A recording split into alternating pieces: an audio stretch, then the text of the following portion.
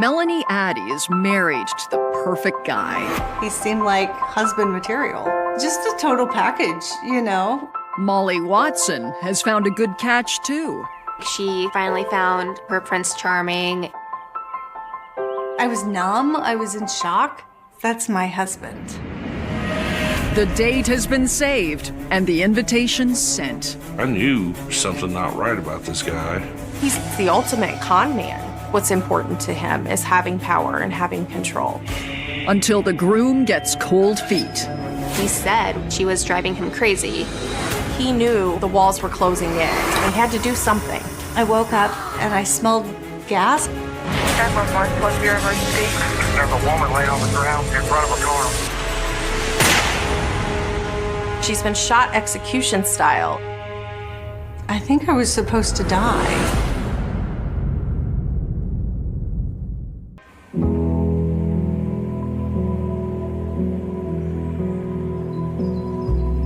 I grew up in Paris, Missouri. It's just a really small town, lots of farms. Everybody kind of knows everybody. It's just a very small, rural community.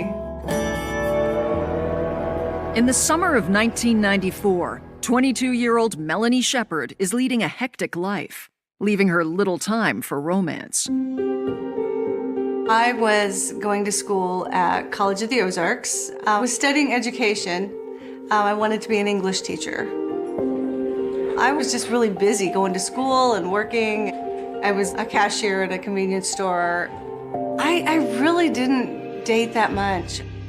Everything changes when a 28-year-old mechanic walks into the store one night. His name is James Addy. There was a long line of people, and he was trying to check out, and he kind of yelled up to the front of the line, "Will you hurry up?"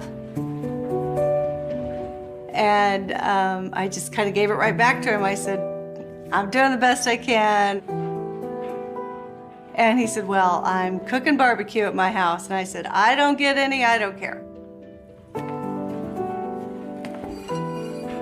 So later that night, he brought me some barbecue.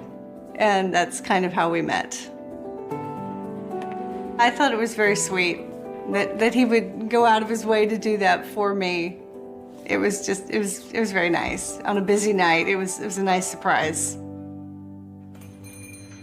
James returns to the store a week later, and this time, he's not buying groceries.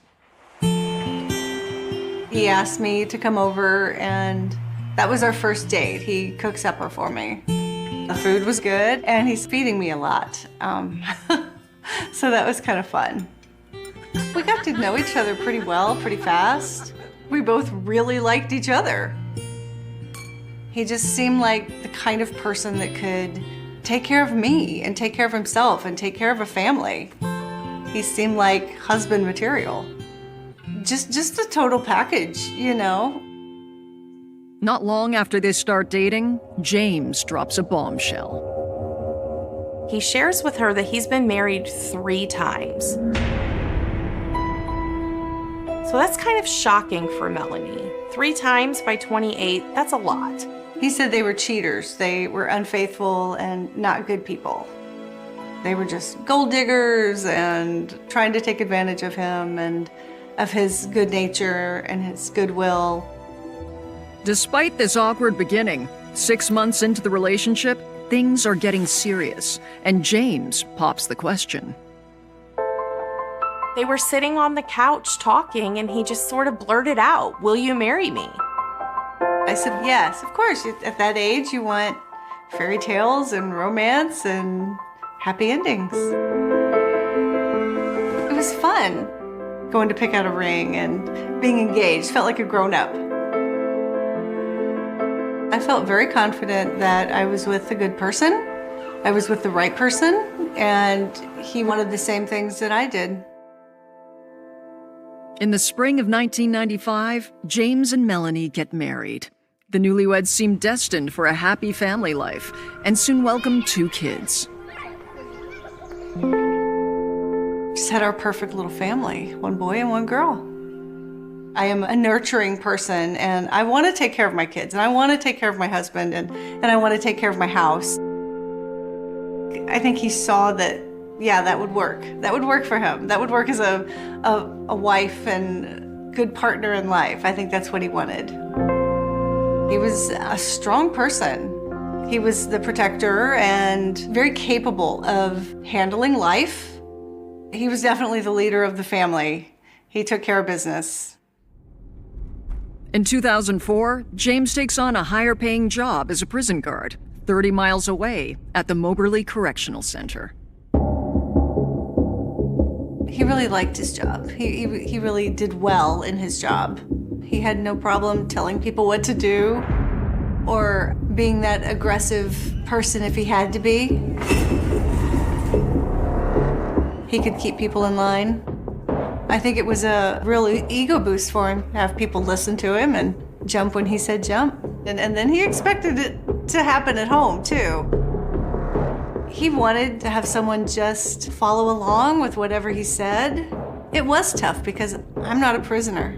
He didn't like that I had my own opinions, and he would get upset. After 8 years of marriage and with her children now in school, Melanie looks to pursue her teaching career. But James puts his foot down. He didn't want me to work. He didn't want me to go back to school. He kept saying, oh no, you need to stay at home. You need to stay at home. He just didn't want me out in the world and, come home and talk about my coworkers and talk about my job. He didn't want that. He wanted me to be focused solely on him. And he got very upset with me. He said I don't support him, and it was a big problem. It was a huge fight. That was very unexpected. I thought we were a team. I thought, we were building this life together, and I was supposed to just leave everything behind and just be his wife now. I didn't like that. The arguments only get worse. For someone who craves control, James starts losing it. He could get so mad that he would be threatening and intimidating and throw things. I can remember going through a lot of salt and pepper shakers. I would always just stand there because I don't want to be intimidated. I don't like that feeling. I don't like backing down from that. 11 years into the marriage and desperate for a sense of independence, Melanie finally defies James. I started working. I was a substitute teacher, which was perfect while the kids were in school. It felt like this is where I should be. This is what I wanted to do. And it was nice to get out. I always said I liked being a stay-at-home mom, but I liked when it ended too. I liked a new thing to do. For James, I think it was probably very scary. She has priorities and parts of her life that don't center around him anymore. I think at this point in time, James realizes that maybe Melanie is not going to be the submissive wife that he wants. 6 years into his job at the prison, James's work has strangely become all-consuming, and he disappears for longer lengths of time. He would leave about 5:30 in the morning. It only takes 45 minutes to get there.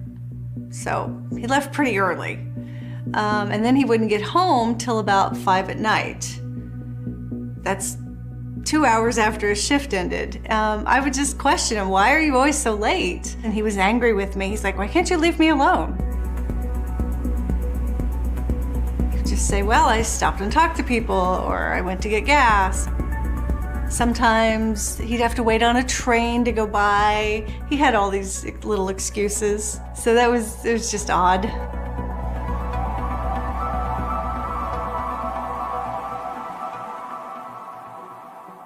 There's a reason James is spending longer hours away from home, and it has nothing to do with work. He's spending more and more time with one of the other guards. Her name is Molly Watson. Molly wanted to get a job that could make pretty good money that she could save back for her and her son, so she could go back to school. And so she started out at the Moberly prison. Her ultimate goal was to be a psychologist. Molly needs the money, as she's a single mom raising her son on her own. Molly was a really good mom. She gave him all the love in the world. I am very much a huge geek. I hate being called a nerd. I wanted Molly to find somebody that respected her for her, that treated her like she deserved to be treated, In 2011, just a year into her new job, Molly has started dating someone new, and she's excited to introduce him to her brother. When I first met him, I just kind of looked at him and I was like, hi, I'm Tim. And he's just like, yeah, I'm James. And he put his head down. Just something about him, I didn't like him from the get-go. He was very standoffish. He would never look you in the eye to talk to you. He didn't really seem to care. James's off-putting demeanor likely raised questions as to who he was, what were his intentions, and really, what was he hiding? Just something was off about him. I knew there's something not right about this guy.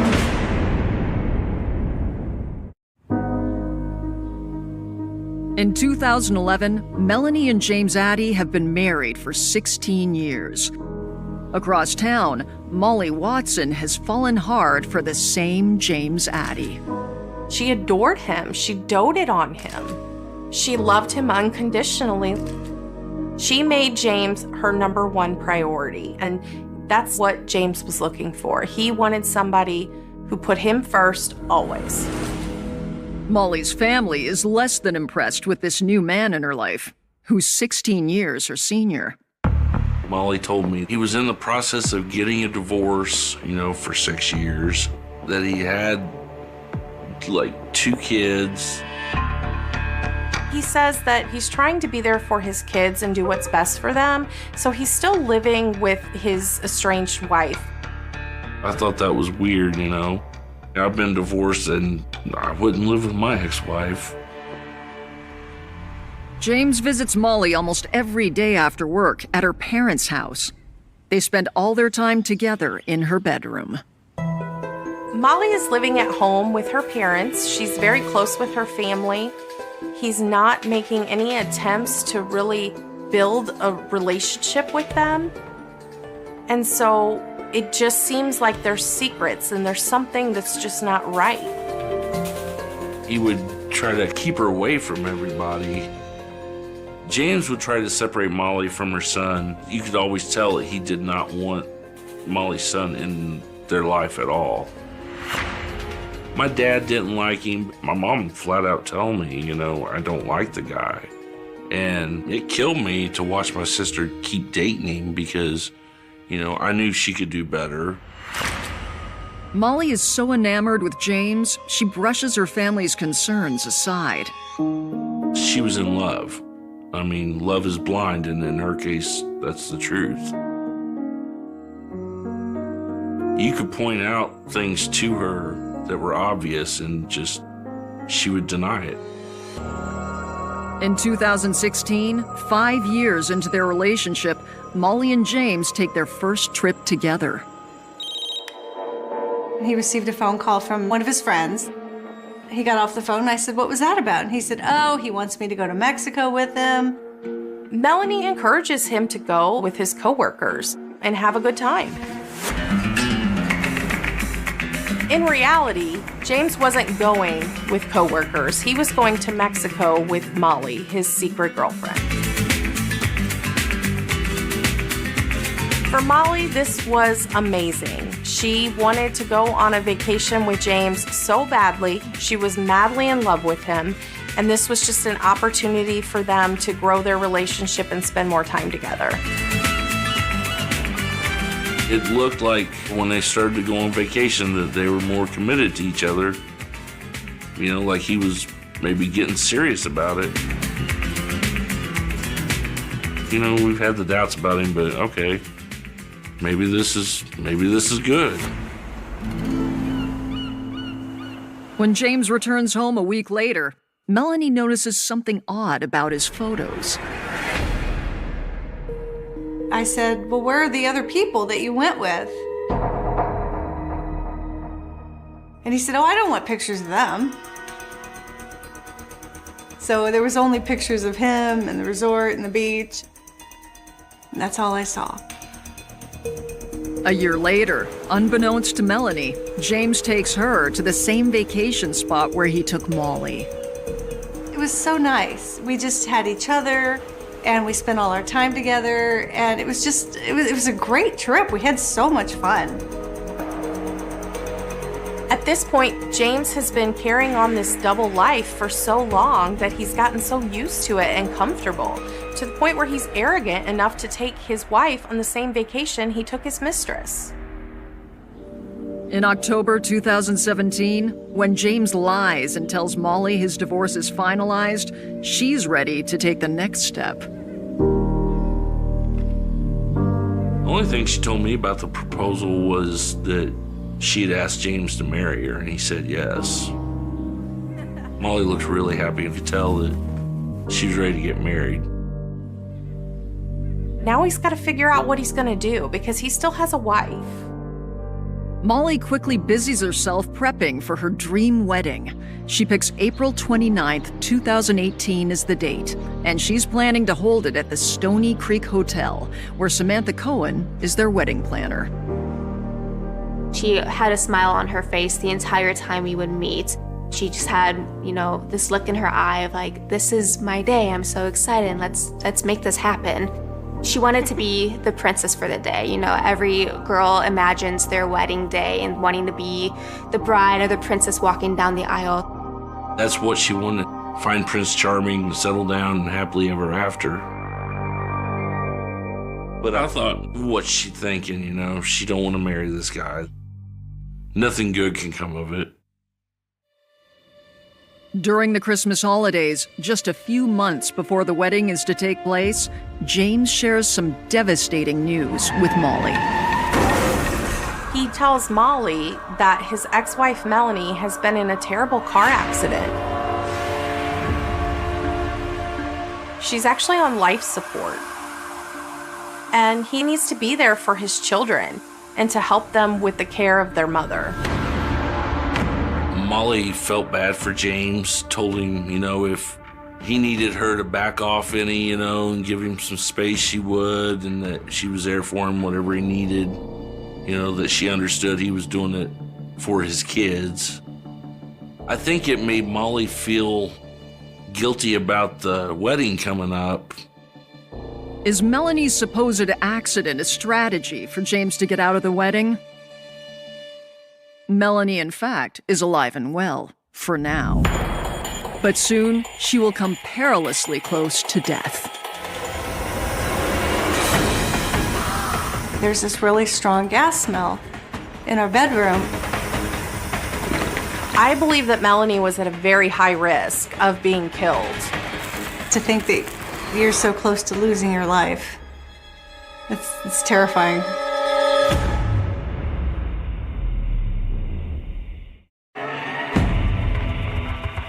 It was late at night, midnight, 1 o'clock. I woke up and I smelled gas. It was very, very strong in the bedroom. I thought, well, this is not dissipating, this is not normal.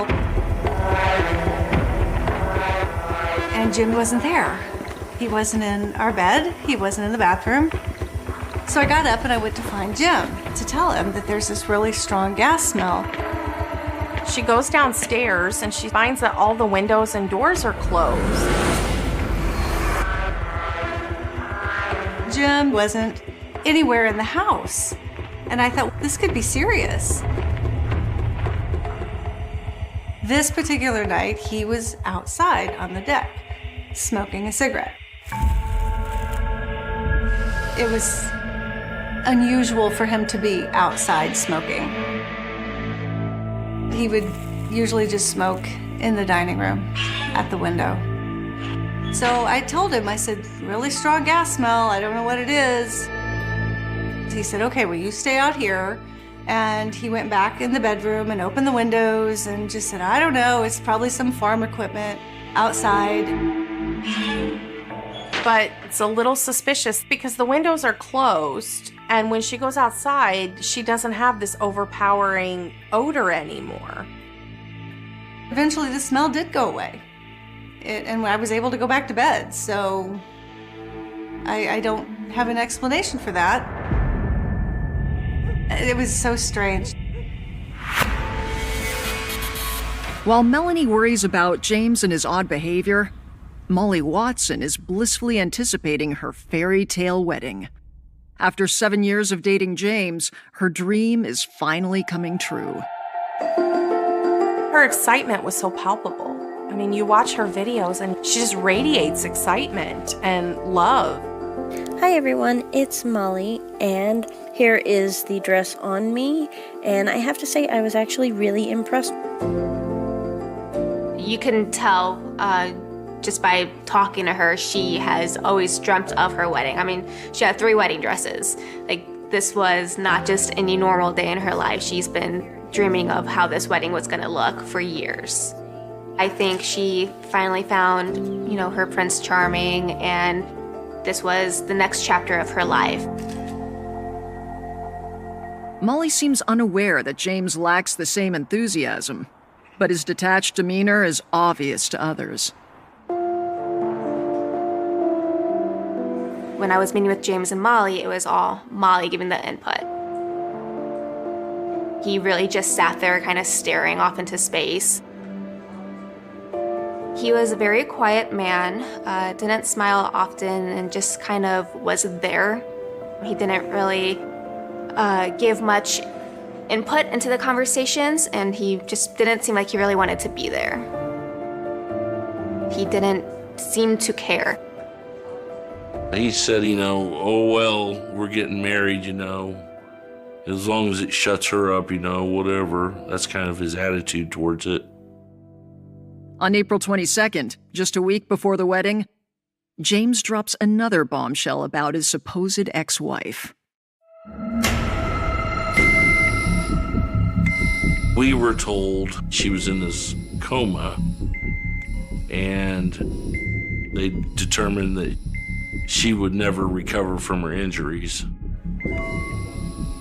From what Molly told me directly, Melanie's life support, they were going to go ahead and pull the plug because they decided that she was too brain damaged and that they were going to have to just let her go. I, reached out to Molly to get a final in-person meeting scheduled with her and James, and she had emailed me back saying, I don't know if James will be able to make the meeting as his ex-wife had just passed away that weekend before. James is lying, and Melanie is still very much alive, unbeknownst to Molly and everyone else around her. I think James wanted so badly to get out of this predicament he had created that he was hoping by creating this tragic situation and backstory that maybe Molly would come to the conclusion to cancel the wedding, and that would sort of be his get out of jail free card. But that's not what happened. He needed to keep up the charade as the loving fiance, and so he doesn't cancel the wedding because he knows that's going to devastate her. 2 days before the wedding, James still hasn't told Molly the truth. That Friday when he came in by himself after dropped everything off and paid, I asked him, how are you feeling? And the only words that he said was that she was driving him crazy. It's probably pretty common for grooms to be a little annoyed with brides as it gets close to the wedding. But for James, I think Molly was driving him crazy because he knew the walls were closing in. He was still married to Melanie, and he had to figure something out quickly. The night of April 27th, Molly abruptly leaves her parents' home without much of an explanation. She was actually making something to eat when suddenly she got a phone call. And after that phone call, Molly leaves really quickly. And she just sort of rushed out of the house. Given that she was cooking, her parents felt like she would be back really quickly. At his home, James tells his wife Melanie he's stepping out. No, he was out in the garage, and then he came in and said he was going to go to a friend's house. This was about 7 o'clock, and then I went to bed about 7:30. I usually go to bed pretty early. Later that night, a driver on a deserted road notices something unusual.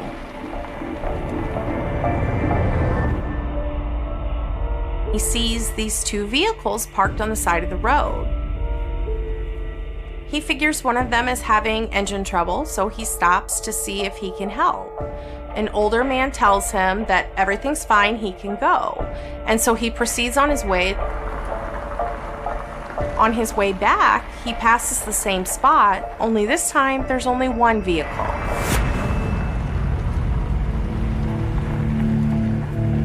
The Monroe County Sheriff's Office got a call around 10:30 at night that a passerby named Glenn McSparron had found a woman in a very remote area of Monroe County on a low water crossing.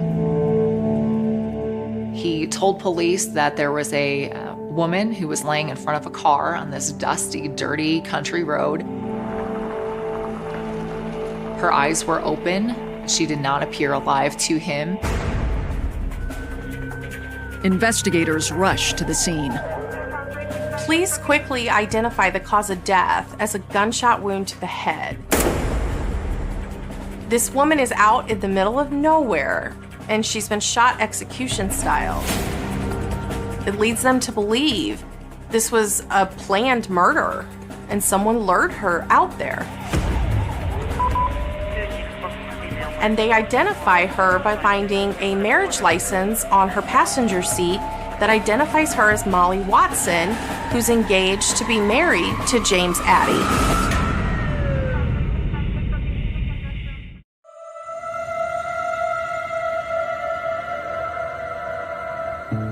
In the early hours of April 28th, just one day before Tim Watson's sister is to be married, he gets a call from his dad. As soon as I saw what time it was, I knew it was something serious.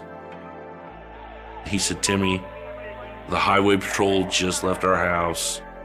They found Molly dead on this dirt road." And immediately I was in shock.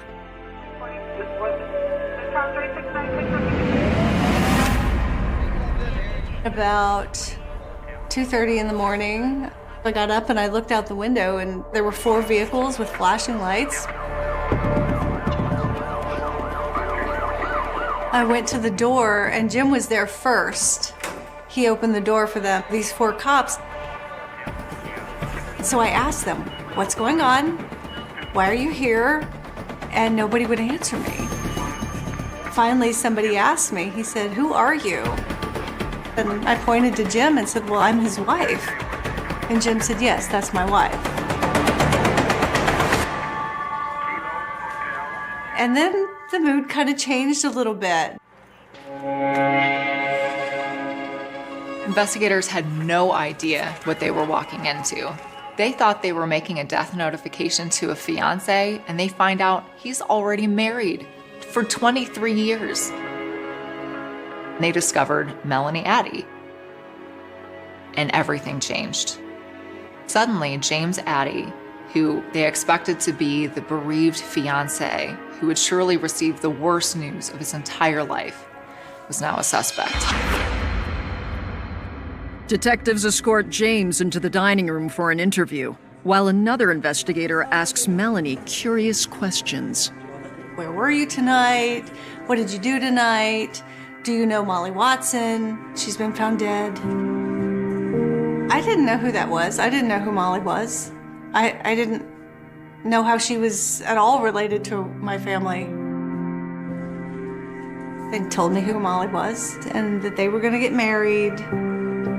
I asked him, do you have the right person? Are you sure you have the right person? Because that's my husband. I was numb, I was in shock. It was hard to get this through my head because this was my husband and this was our life, and this other person had no place in it, and the story did not make sense. Out of Melanie's earshot, James comes clean to the officers about his relationship with Molly. He admitted the affair and said that it had been going on for 7 years. He tells them, though, that he had absolutely nothing to do with Molly's death.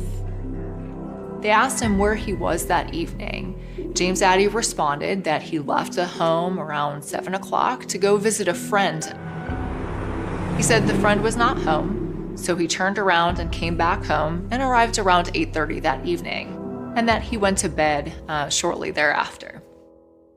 Did James go to bed as he claims to police, or did he secretly meet Molly? When forensics examined the bride-to-be's computer, they find evidence to suggest she had been obsessed by one thing in the 24 hours leading up to her death. And it wasn't her wedding. Molly Watson had been searching for evidence of Melanie Addy's death. She was searching to see if there was an obituary or any evidence of this horrible accident that had eventually led to Melanie's death. Of course, Melanie Addy was very much alive, and she was unable to find any evidence that she had passed away. Did Molly come to the crushing realization that Melanie was alive and there would be no wedding? I think she questioned James on it, and at that point, he knew the jig was up and he had to do something. Back at the murder scene, investigators scour the area and find Molly's cell phone and a discarded t-shirt. Police also go through Molly's phone records and are able to piece together her last known movements. The last phone call she ever made was 22 minutes long. 22 minutes, which is the exact amount of time it took Molly Watson to drive from her home to her death. The entire time she was on the phone with James Addy. I think somehow he convinced her to meet up with him so they could talk about it, and he got her out in the middle of nowhere and took her life. Police looked at the victimology of Molly Watson. Who did she know? Who in her life might want her dead? And they determined that only one person, James Addy, had the motive, means, and opportunity to take Molly's life. James Addy is arrested and taken into custody. The next day, Melanie starts looking for evidence of James's double life. I went out to the garage, which was kind of his domain. It was a lot of storage things that we kept up there, a lot of boxes. And I started looking a little closer at the boxes, and these were not my things. These were Molly's things. They had her name on the boxes. And that's when I found the photo album of them on vacation.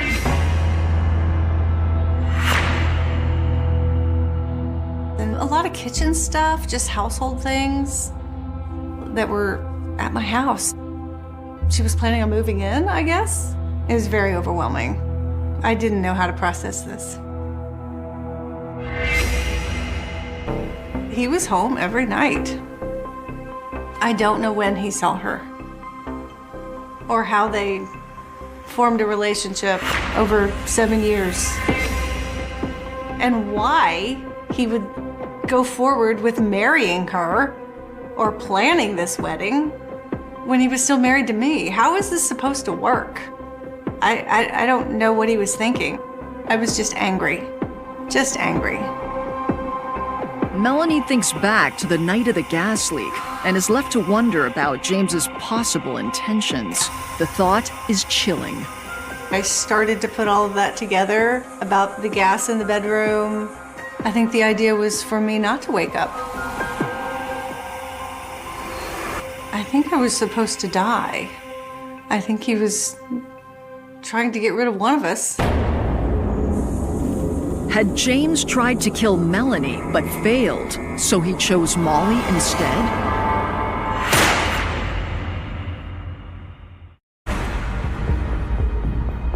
James Addy has been arrested and charged with first-degree murder in the death of Molly Watson. A heartbroken Melanie confronts her husband. I went to the jail a few days after he was arrested and asked him, what the hell? What are you doing? This is our life. And he didn't have any answers. He apologized for the affair. He never admitted that he killed her. He said that he was sorry and he didn't know we had such a perfect life. Too late now. He lost everything and he knew it. He knew everything was gone. He knew I wasn't going to stick around. I was not going to be his support system anymore. This was it. We were done. James's case goes before the court in the spring of 2021. Prosecutors paint a picture for the jury of what they believe happened that fateful night. The night of April 27th, I believe that he called Molly Watson and told her to get in her car and start driving to this remote area. She arrived at the low water crossing, opened the door, and he shot her once, and he panicked. He left Molly's body there for anyone to find. Going into the trial, we felt that the evidence against James Addy was overwhelming. The T-shirt found by police is a key piece of evidence. In addition to the T-shirt having gunshot residue on it and the victim's blood on it, there was something else important about the T-shirts. That T-shirt had been made by James Addy's daughter, Emma Addy. And this was specific to Emma. She had made this shirt and kind of messed up the design a little bit. She was able to identify that T-shirt as one that she had made and given to her father. So the T-shirt was extremely important because we know it came from the crime scene because it had Molly's blood on it. And we know that it came from the defendant's home. James had told police that on the night of the murder, he'd gone out but was home by 8:30 p.m. His daughter, though, contradicts that story when faced with the daunting task of testifying against her own father. Emma Addy was interviewed about her father's whereabouts, and she gave a very different story. I was still up doing homework at around 10 p.m., and that's around the time that Dad came home. He returns home and sees his daughter Emma still up. He's a little surprised, and Emma described him as being nervous. James gets in the shower right away. And Emma also notices that her dad does laundry, something that would normally be her mom's job. And did you smell anything? Yes, I smelled bleach. Emma Addy's testimony was key to dispute the alibi that James Addy had provided to the police. And to be able to come into court and to tell the world that your father lied to the police, it was incredible. She had a tough job and she handled it. She did really, really well. She's an inspiration to me. She is. She's amazing.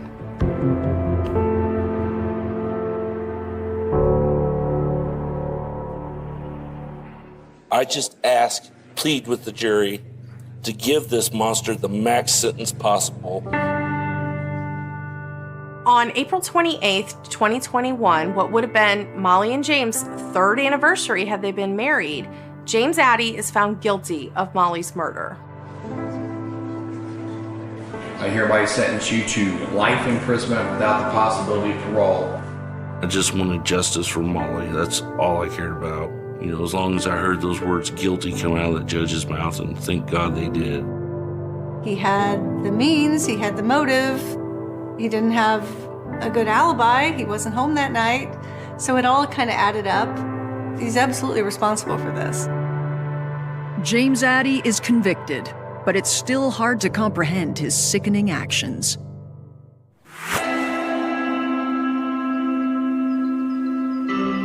It's unfathomable that James thought the solution to the problem was to kill someone instead of just breaking up with them. In his mind, that was the right thing to do, and that's what's scary. It's terrifying that that is his way out. Had he have walked away, just never talked to her again, we'd be fine with that. You know, she'd be upset. She'd still be here. He chose to take her life. He's an evil person. It's tragic to think that somebody who was so excited to be a bride and to have a happily ever after instead had this tragic ending. The family, they're the ones that suffer in this. They are the true victims. They've lost Molly, and they will lose her, you know, at family get-togethers and holidays and vacations, and she's just not there for them. She definitely knows how much I love her. I would like Molly to be remembered as the sweet, loving, giving person she was. She'd do anything for anybody. I'd hug her and just say how sorry I am that this happened to her. And I hope she feels that justice has been served. And I hope she's okay.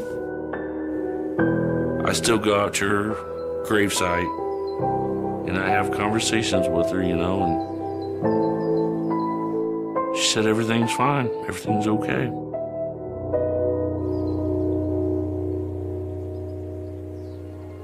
As for Melanie, she has found a semblance of peace in her life. It's good that it's finally over.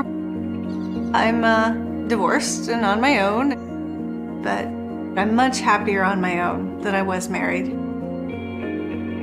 I'm good all by myself, I really am. I'm just really lucky that I have a good job, a fun job, great coworkers. I have a good life. I'm happy. The rain came down hard that night in Sydney, the kind that turns streetlights into blurred halos and makes every shadow feel like it's moving. The kind of night when doors are locked early and phones ring unanswered. And somewhere between midnight and dawn in 1996 a silence fell that never truly lifted again, because when the sun rose the next morning, one woman was gone, and nothing in the city felt ordinary after that. Her name was whispered first, then spoken out loud, then printed in block letters across the morning papers, a name that belonged to a routine life, a predictable life, a life that should not have vanished between one heartbeat and the next. She left her apartment just after 10, told a friend she'd be back before midnight, stepped into a street she had walked 100 times before, and then the timeline fractured. No calls, no sightings that could be confirmed, no witnesses willing to say they had seen anything unusual. By dawn, the word missing was already beginning to rot into something heavier, something colder. Police arrived to an apartment that looked paused mid-motion. A cup in the sink, shoes by the door, the television remote resting on the arm of the couch. No signs of a struggle, no broken glass, no overturned furniture. It was the kind of scene investigators dread because it says nothing and everything at the same time. Outside, the building's security camera offered only grainy frames and blind spots, a flicker of movement that could have been anyone or no one at all. The street itself gave up nothing, just wet asphalt and the echo of passing cars. Within hours, the community was on edge. This wasn't an alleyway or an abandoned stretch of road. This was a lived-in neighborhood. Families, shops, late-night buses. If she could disappear here, she could disappear anywhere. The headlines followed fast and sharp. Mysterious disappearance shocks Sydney. Woman vanishes without a trace. And then, as days passed and answers did not come, the phrase that chills every city when it appears in print, cold case. Search teams combed nearby parks, drains, construction sites. Divers went into dark water that swallowed light and sound. Volunteers taped flyers to poles and windows, the same photo staring back at them from every corner, smiling, unaware of what the future held. Tips poured in, then slowed, then twisted into contradictions. Someone thought they heard a scream.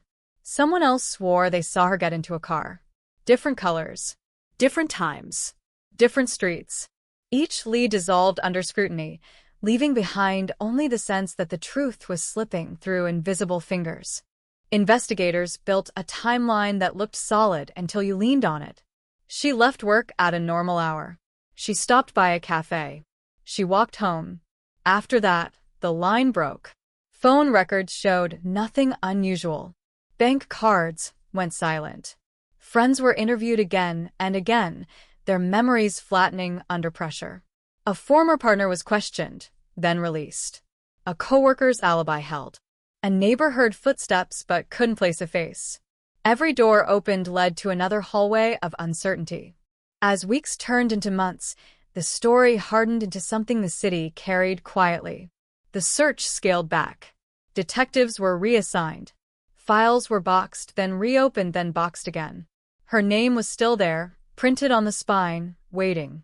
Families don't forget, even when headlines move on. Every holiday arrived with an empty chair. Every anniversary came with a question no one could answer. The case didn't end. It simply stopped moving. Years passed. Sydney changed. Buildings went up where empty lots once were. Faces in the neighborhood shifted. New routines replaced old ones. But somewhere in the background, the cold case breathed, dormant but alive. Occasionally, it resurfaced, an anniversary article, a brief television segment, renewed appeal for information. Each time, hope flickered, then dimmed. Then, long after most people had stopped expecting anything at all, the phone rang. It wasn't a dramatic moment. No flashing lights. No sudden arrest caught on camera. Just a call that reached the right desk, delivered in a voice that sounded steady, almost casual. A man said he knew something about what happened in 1996. He said he had carried it for years. He said he was ready to talk. In the language of investigators, it was a potential breakthrough. In the language of families, it was a reopening of every wound that had never healed. The confession came in pieces. Fragments first. A location mentioned without details. A memory hedged with uncertainty. He placed himself near the timeline, near the streets everyone already knew by heart. He described the night as if it were burned into him, yet some details shifted when repeated. He knew things that hadn't been public. He stumbled over others that should have been obvious. Detectives listened without interrupting, pens moving, recorders humming softly in the background. As word leaked, the headlines returned, louder than before. Sydney 1996 cold case closed. Confession reveals chilling truth. The city leaned in. Social media filled the gaps with speculation. Some declared it over at last, justice delayed but delivered. Others hesitated, sensing the familiar shape of doubt forming under the surface. Confessions can be powerful. They can also be dangerous. Investigators tested his story against the evidence that still existed, the faded photographs, the brittle reports, the notes written by hands that had long since retired. Some pieces aligned. Others resisted. Locations had changed. Landmarks were gone. Memories from witnesses contradicted key elements of his account. And then there was the absence that still screamed the loudest. No body, no definitive physical proof that could anchor the story in reality. The man's motives were dissected quietly. Why now? Why, after decades of silence? Was it guilt, or fear, or the weight of age pressing down? Had he been alone, or was he shaping a narrative that protected someone else? Each answer generated more questions, and the case, once labeled closed by eager headlines, began to feel disturbingly open again. For the family, the confession was not closure. It was a storm. Hope collided with suspicion. Relief tangled with anger. They listened to statements read aloud in sterile rooms, searching for something that felt real, something that resonated with the woman they had known, not the version described by a stranger trying to explain the unexplainable. They asked the same question they had been asking since 1996, the question that never seemed to age. What really happened that night? As the investigation tightened around the confession, the city held its breath. Detectives returned to old sites, now layered with years of change. They knocked on doors where new names were on the mailboxes. They walked streets that looked familiar and foreign at the same time. Every step forward stirred the past, and with it the unsettling realization that some truths don't want to stay buried. The cold case had been declared closed on paper, but in the quiet spaces between facts, it remained restless. Because when a story survives this long without resolution, it leaves behind more than unanswered questions.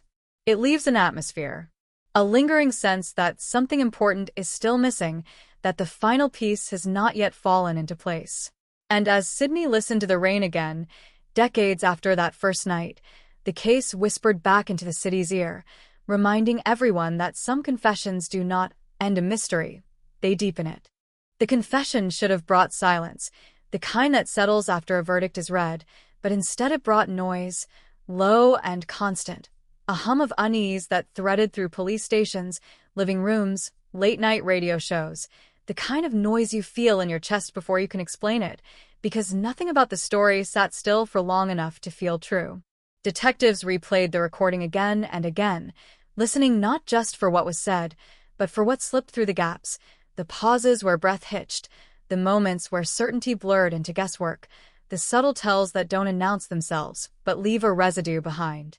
The man described the streetlights as brighter than records suggested, the rain heavier than meteorological reports confirmed, a small detail on its own, easy to dismiss, but patterns are built from small things, and patterns were already beginning to fracture.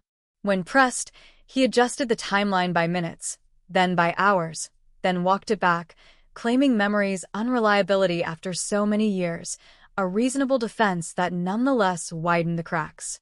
Investigators nodded, let him talk, guided him gently, because confessions are fragile objects and breaking one too soon can cost everything. They took him back to Sydney, back to the streets where the night had swallowed her whole, and watched closely as he moved through spaces that should have been familiar if his story were solid. He hesitated at intersections. He pointed to buildings that hadn't existed in 1996. He spoke with confidence about a route that surveillance maps later contradicted. Each discrepancy was logged, not as proof of deception, but as friction, the sound a narrative makes when it rubs against reality. The media, meanwhile, had already written the ending. Headlines hardened into statements. Panels debated motives and morality. Commentators spoke of closure with the certainty of people who would never have to live with the consequences if they were wrong. The phrase "cold case closed" rolled easily off tongues, clean and final, even as the actual investigation grew messier by the day. Behind closed doors, detectives knew better than to trust neat endings. They revisited the original evidence with fresh eyes, aware that time itself is a contaminant. Bags had been opened before, seals broken, standards changed. What once passed as thorough now looked thin under modern scrutiny. DNA testing offered promise, but demanded material that barely existed. Fibers had degraded. Prints were partial. Even the environment had conspired against certainty, rain washing away traces that might have mattered, construction erasing spaces where something could have been hidden. Witnesses were called again, their voices older, their memories reshaped by decades of retelling. One remembered a car differently now, a darker color, a louder engine. Another recalled an argument that might have been nothing or might have been everything. Trauma had edited their recollections, smoothing some edges, sharpening others. Investigators listened without judgment, aware that memory is not a recording but a story we keep rewriting, often without realizing it. The man's account placed him at the center of the night, but only briefly, a fleeting intersection of paths, a moment he claimed spiraled out of control. He spoke of panic, of a decision made too fast to be undone, of fear replacing reason. Yet when asked to describe her, really describe her, his words flattened, reducing a life to a set of generic details that could have belonged to anyone. It was a subtle failure, but one that lingered, because people who truly know someone tend to remember them unevenly, vividly in strange places. Financial records were pulled, old data coaxed from obsolete systems. There were no unexplained withdrawals, no sudden movements, no sign of preparation or escape. The idea that she vanished by choice, once floated in the earliest days, had long since collapsed under the weight of her life as it had been, rooted, interconnected, unfinished. Every practical indicator pointed outward, not inward, toward an interruption rather than a decision. As scrutiny intensified, alternative theories resurfaced, the ones that had never fully died. A serial offender active in the region at the time, never definitively linked, but never ruled out either. A reported sighting weeks later that had been dismissed too quickly. A tip about a vehicle that didn't match the confession's details at all. Each theory was a ghost, pale but persistent, refusing to fade simply because a new story had taken the spotlight. The family watched from a distance, caught between hope and exhaustion. They had learned to distrust certainty, especially when it arrived wrapped in press releases and confident smiles. They asked for evidence, not explanations, for proof that could withstand time the way their grief had. The confession gave them images they couldn't unsee, scenarios that invaded sleep, but it did not give them peace. Pressure mounted quietly inside the investigation. To accept the confession meant committing to a version of events that still wobbled under examination. To reject it risked losing the only tangible lead in decades. The system favors conclusions, even imperfect ones, because unresolved questions erode confidence. Yet the best investigators understand that forcing an answer can be more damaging than admitting uncertainty. They pushed further, asking the man to retrace his steps again, to draw maps, to point out details only a participant would know. He complied, but fatigue crept in, inconsistencies multiplying as hours stretched into days. At one point, he corrected an investigator on a fact that was actually wrong, revealing a reliance on media coverage rather than first-hand experience. It was a small moment, easily missed, but it shifted something in the room. The label closed began to feel premature, almost reckless. Internal reports softened their language. Ongoing verification. Further corroboration required. The certainty promised to the public thinned into careful conditional phrasing. The case, once boxed and shelved, now sprawled across desks again, alive and demanding. Outside, the city continued its rhythms, unaware of how close the past hovered beneath the surface. People walked the same streets, stood under the same lights, never knowing how many stories intersected beneath their feet. The night of 1996 pressed forward into the present, not as a memory, but as a force, reshaping decisions, testing integrity, refusing to be simplified. And as investigators stared at the evidence spread before them, they confronted an uncomfortable truth. A confession can end a case on paper, but truth does not answer to paperwork. Truth leaves marks. It aligns details without being forced. It holds up under repetition. This one so far did not. The cold case, declared closed in ink and headline, continued to breathe in the margins, its unanswered questions pulsing quietly, waiting for the moment when doubt would either collapse into certainty or explode back into mystery once more. The doubts did not arrive all at once. They crept in, slow and methodical, like water finding cracks in concrete, because the more the confession was examined, the more it demanded to be believed on faith rather than fact, and faith has never been enough to close a cold case that has survived decades of scrutiny. Detectives began to speak less about what the man said and more about what he could not show, the absence of anchors in a story that needed weight to keep it from drifting. They returned again to the night itself, reconstructing it frame by frame, hour by hour, forcing the timeline to endure pressure it had never faced before. Weather reports were compared with his description. Transit schedules were laid out beside his claimed movements. Street lighting records, maintenance logs, and council archives were unearthed, the bureaucratic debris of a city that unknowingly preserves the past in paperwork. The rain he described did fall, but not at the hour he insisted. The buses ran, but not on the route he swore he used. Each correction nudged the narrative further from certainty. The question of opportunity loomed larger. Where exactly would the act have taken place? Where would the risk have been lowest, the visibility poorest? His answers shifted subtly, never dramatically enough to scream falsehood, but enough to keep investigators uneasy. Locations were named, then softened, then reframed as possibilities rather than facts. The language of someone remembering became the language of someone speculating, and the difference, though slight, mattered. Attention turned outward, back to the city as it was in 1996. Crime patterns were mapped again, overlapping incidents plotted like constellations. A series of assaults in nearby suburbs, unsolved, unsatisfying, resurfaced. A man questioned in one case had been in Sydney at the time of her disappearance, his movements poorly documented. He had never confessed to anything, never needed to. His name hovered on the edge of the file, never quite crossing into focus. Investigators also revisited the possibility of chance, the kind that defies narrative logic. A wrong place, a wrong moment, a stranger crossing paths for seconds that altered lives forever.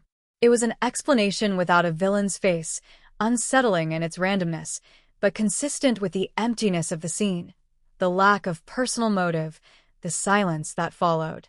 The confession, in contrast, offered motive on demand, fear and panic arranged neatly, almost too neatly, into a shape that resembled understanding. Inside the interview room, the man began to feel the weight of his own story. Sessions grew shorter. Answers tightened. When confronted with discrepancies, he retreated into generalities, claiming trauma had eroded specifics, that the mind protects itself by blurring edges. It was true, to a point. Trauma does distort memory. But it also brands certain details indelibly, and those were precisely the details he seemed unable to hold. Forensic specialists weighed in quietly. Without physical corroboration, a confession is a narrative, not evidence. The lack of remains, the absence of a verified location, the impossibility of reconstructing the act scientifically after so much time, all of it left the case balanced on words alone. Words, investigators knew, can be shaped to fit expectations, especially when expectations are loud and public. Public pressure shifted tone. Early excitement gave way to unease as contradictions surfaced in leaks and careful phrasing. The story no longer moved forward. It circled. Commentators argued over standards of proof, over the ethics of closure versus accuracy. The family, once hopeful, grew guarded, their statements cautious, their trust tentative. They had learned the cost of believing too quickly. In the background, files from the original investigation revealed old compromises, moments where resources ran thin, where leads were triaged, where assumptions hardened before alternatives could fully form. It was uncomfortable reading. No investigation is perfect, especially under the glare of fear and urgency, but mistakes, once made, do not fade with time. They wait. The confession forced those mistakes back into the light. If the original focus had narrowed too soon, if a path had been abandoned prematurely, then the truth might have slipped away not once, but twice. The idea settled heavily in the room as detectives worked late into the night, the glow of desk lamps reflecting off documents that smelled faintly of age. One detail, small and stubborn, refused to align. The man claimed to have disposed of evidence in a way that should have left a trace, something that could survive years underground or underwater. Searches were conducted quietly, methodically, the kind designed to confirm rather than perform. Nothing surfaced. Not a fragment. Not a fiber. The silence of the sites was absolute. As the investigation widened again, the label cold case regained its old meaning. It no longer referred simply to time, but to temperature, to the emotional chill that sets in when certainty evaporates. The case was neither open nor closed now. It existed in a suspended state, a question mark stretching across decades. Sydney, unaware of the nuances unfolding behind official doors, continued to consume the story in fragments. A headline here, a correction there. The public sensed something was wrong without fully knowing why. Trust eroded quietly, not with outrage, but with fatigue. And through it all, the night of her disappearance remained unchanged, a fixed point in the past that refused to bend to present explanations. The rain still fell in memory. The streetlights still blurred. Somewhere between them, a truth waited, unmoved by confessions, unhurried by deadlines, indifferent to the need for resolution, asking only to be found on its own terms. By the time the investigation reached its fourth re-examination, The case no longer felt like a single mystery, but a layered accumulation of failures, assumptions, and missed moments, each one pressed flat by time, yet still sharp enough to cut.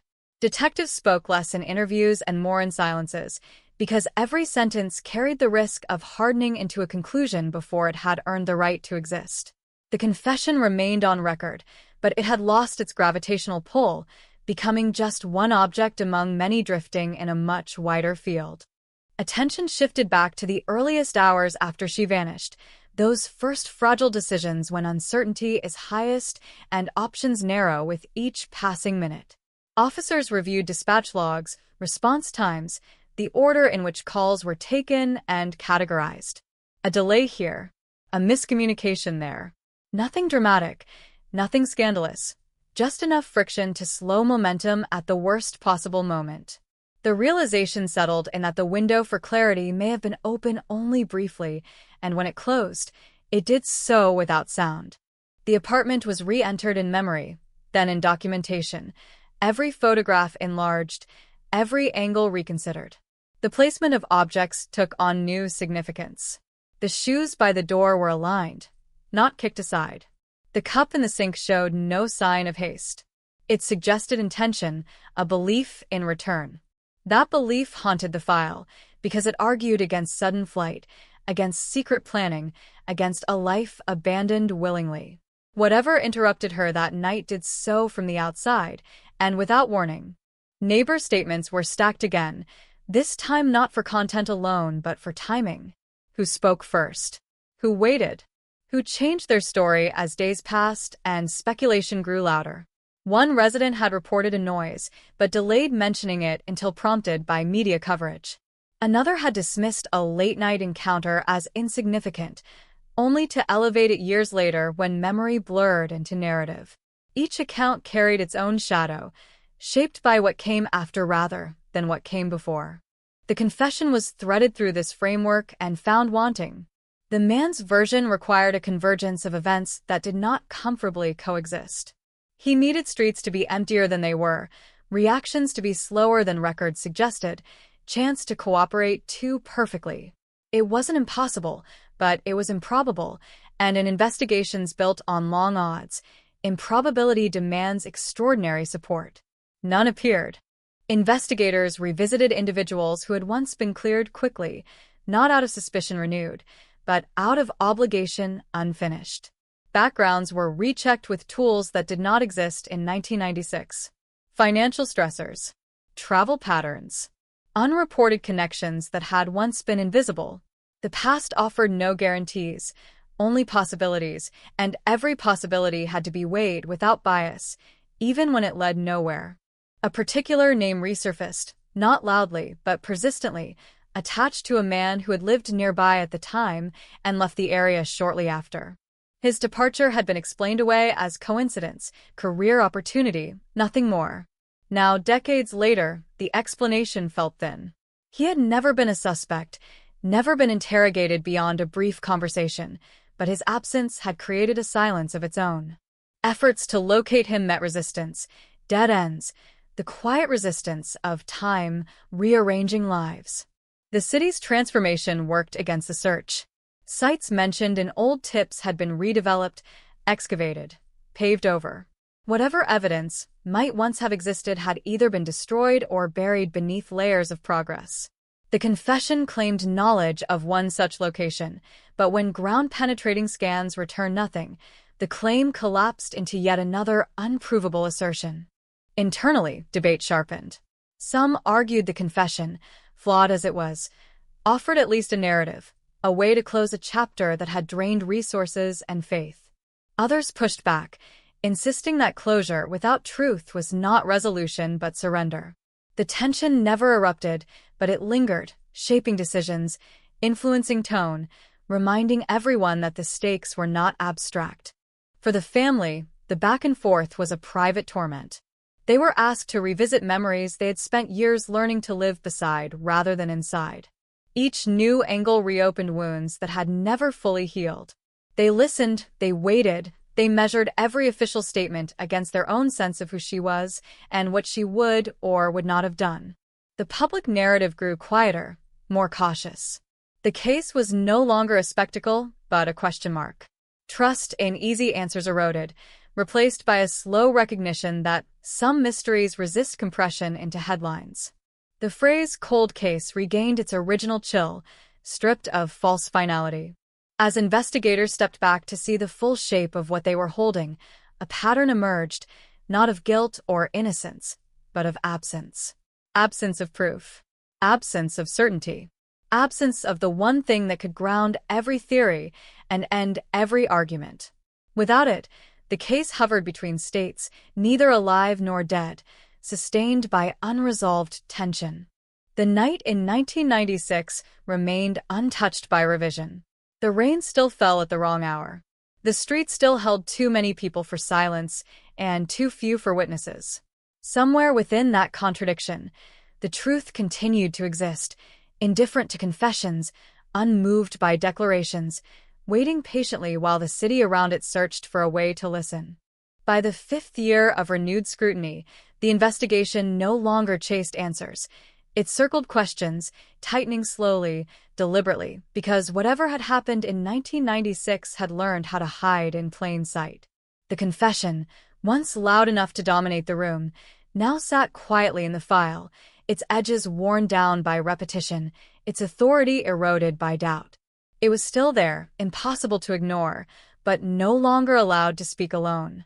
Detectives began to treat the case less like a puzzle and more like a landscape, something to be walked again and again from different angles, because the truth, if it existed in a single place at all, might only reveal itself through overlap. They mapped relationships instead of events. Who knew whom? Who crossed paths without remembering it mattered? Who had reason to be nearby and reason not to be noticed? The city of 1996 reassembled itself in charts and diagrams, a ghost version of Sydney layered over the present. One detail from the original reports resurfaced with unexpected weight, a brief, almost dismissive note about a phone call placed from a public booth less than an hour after she was last seen. At the time, it had gone nowhere, the caller unidentified, the destination number unremarkable. Now, with modern analysis, it looked different. The call duration was too short to be casual, too deliberate to be random. It didn't prove anything, but it suggested urgency, a moment of decision happening somewhere out of sight. The booth itself no longer existed. It had been removed years earlier, a relic of a different era. But its location mattered. It sat on a route that aligned with neither the confession nor the most common theories. It suggested movement in a direction few had seriously considered. When investigators overlaid this with other data, bus routes, traffic flow, reported sightings, a new corridor of possibility opened, narrow but persistent. Witnesses tied to that area were revisited. Some had died. Others declined to speak, weary of reopening old doors. One agreed reluctantly, offering a memory that had never quite fit anywhere else, a woman matching her description walking quickly, not running, not calm, accompanied by someone who stayed just out of focus in recollection. At the time, it had sounded like imagination filling gaps. Now, it sounded like something that had been waiting for context. The confession did not account for this corridor. When confronted, the man hesitated, then dismissed it, suggesting coincidence, misremembering, irrelevance. The dismissal felt rehearsed, too quick for a detail he claimed not to recognize. It was noted, quietly, added to a growing list of moments where his story bent rather than broke. Internally, the language changed again. The case was no longer described as solved, or even nearly solved. It was described as unstable, a structure that could collapse under its own weight if forced. Investigators resisted the urge to stabilize it artificially. They had learned what that cost. Another name emerged from the periphery, not as a suspect, but as a connector. Someone who had worked nights in the area at the time, who had access to vehicles, who knew the rhythms of late hours and empty streets. He had never been linked to violence, never appeared in crime databases beyond minor infractions. But his proximity to multiple unexplained elements of the night was undeniable. He became a point of interest, not accusation. Attempts to trace his movements ran into the familiar wall of time. Records incomplete. Memories vague. Alibis built on habits rather than proof. He cooperated politely, confidently, offering explanations that could not be disproven but also could not be confirmed. He did not resemble the villain of a confession. He resembled something more unsettling, a blank space where certainty should be. The family was informed cautiously. No promises. No conclusions. Just the truth as it stood, fragmented and fragile. They listened, their reactions measured, shaped by years of disappointment. Hope, for them, had become a careful thing, handled with gloves. Outside the investigation, the case's shadows stretched long. It influenced policy discussions about cold cases, about the ethics of closure, about the power and danger of confessions without corroboration. It became a reference point, a warning whispered in professional circles. Not every ending is an answer. As the fifth phase drew on, detectives found themselves returning to a question that had been present from the beginning but rarely voiced aloud. What if the truth was not dramatic? What if it was not a single act, not a moment of explosive violence, but a chain of small decisions, none of which seemed catastrophic on their own? The idea was harder to package, harder to explain, but it fit the evidence better than any grand narrative. The city moved on as cities do, but the case did not. It lingered in the margins, in footnotes, in late-night conversations among those who knew its weight. The rain, when it fell, still carried echoes of that first night, and the streets, though crowded now, still held the memory of a moment when someone walked into darkness and did not come back. The cold case remained what it had always been at its core, not a story waiting for an ending, but a question demanding honesty. And honesty, the investigation was learning, might mean accepting that some truths refused to arrive all at once, choosing instead to surface slowly, fragment by fragment, if they surface at all. By the sixth turn of the investigation, fatigue had become a presence in the room, not loud enough to derail the work, but heavy enough to slow every movement, because chasing a truth this old means competing not only with time, but with the quiet erosion of certainty itself. Detectives knew they were no longer racing a clock. They were wrestling with entropy, with the way facts decay and narratives harden as years pass. The corridor of movement suggested by the phone booth detail refused to disappear. Each time it was tested, it led somewhere slightly different, like a reflection that shifts depending on where you stand. Traffic patterns from 1996 were reconstructed, using archived planning documents and engineering notes, revealing a temporary road closure that had diverted late-night flow on the very evening she vanished. It was a minor disruption, unremarkable then, but now it explained why certain routes felt emptier than expected, why a path dismissed as unlikely might actually have been the most convenient. This revelation put pressure on earlier assumptions. If movement had been redirected, then the field of potential witnesses expanded, not contracted. People who had never considered themselves relevant might have been closer than they remembered. A delivery driver recalled a pause in his route, an unexplained delay caused by congestion that should not have existed at that hour. At the time, it had been an annoyance. Now it was a marker. The confession faltered again under this weight.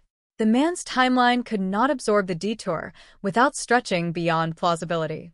When confronted, he adapted, as he always had, reshaping his account to fit the new information, but each adaptation cost credibility.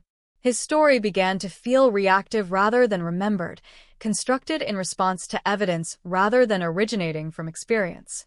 Investigators turned their focus back to the moment of last confirmed contact.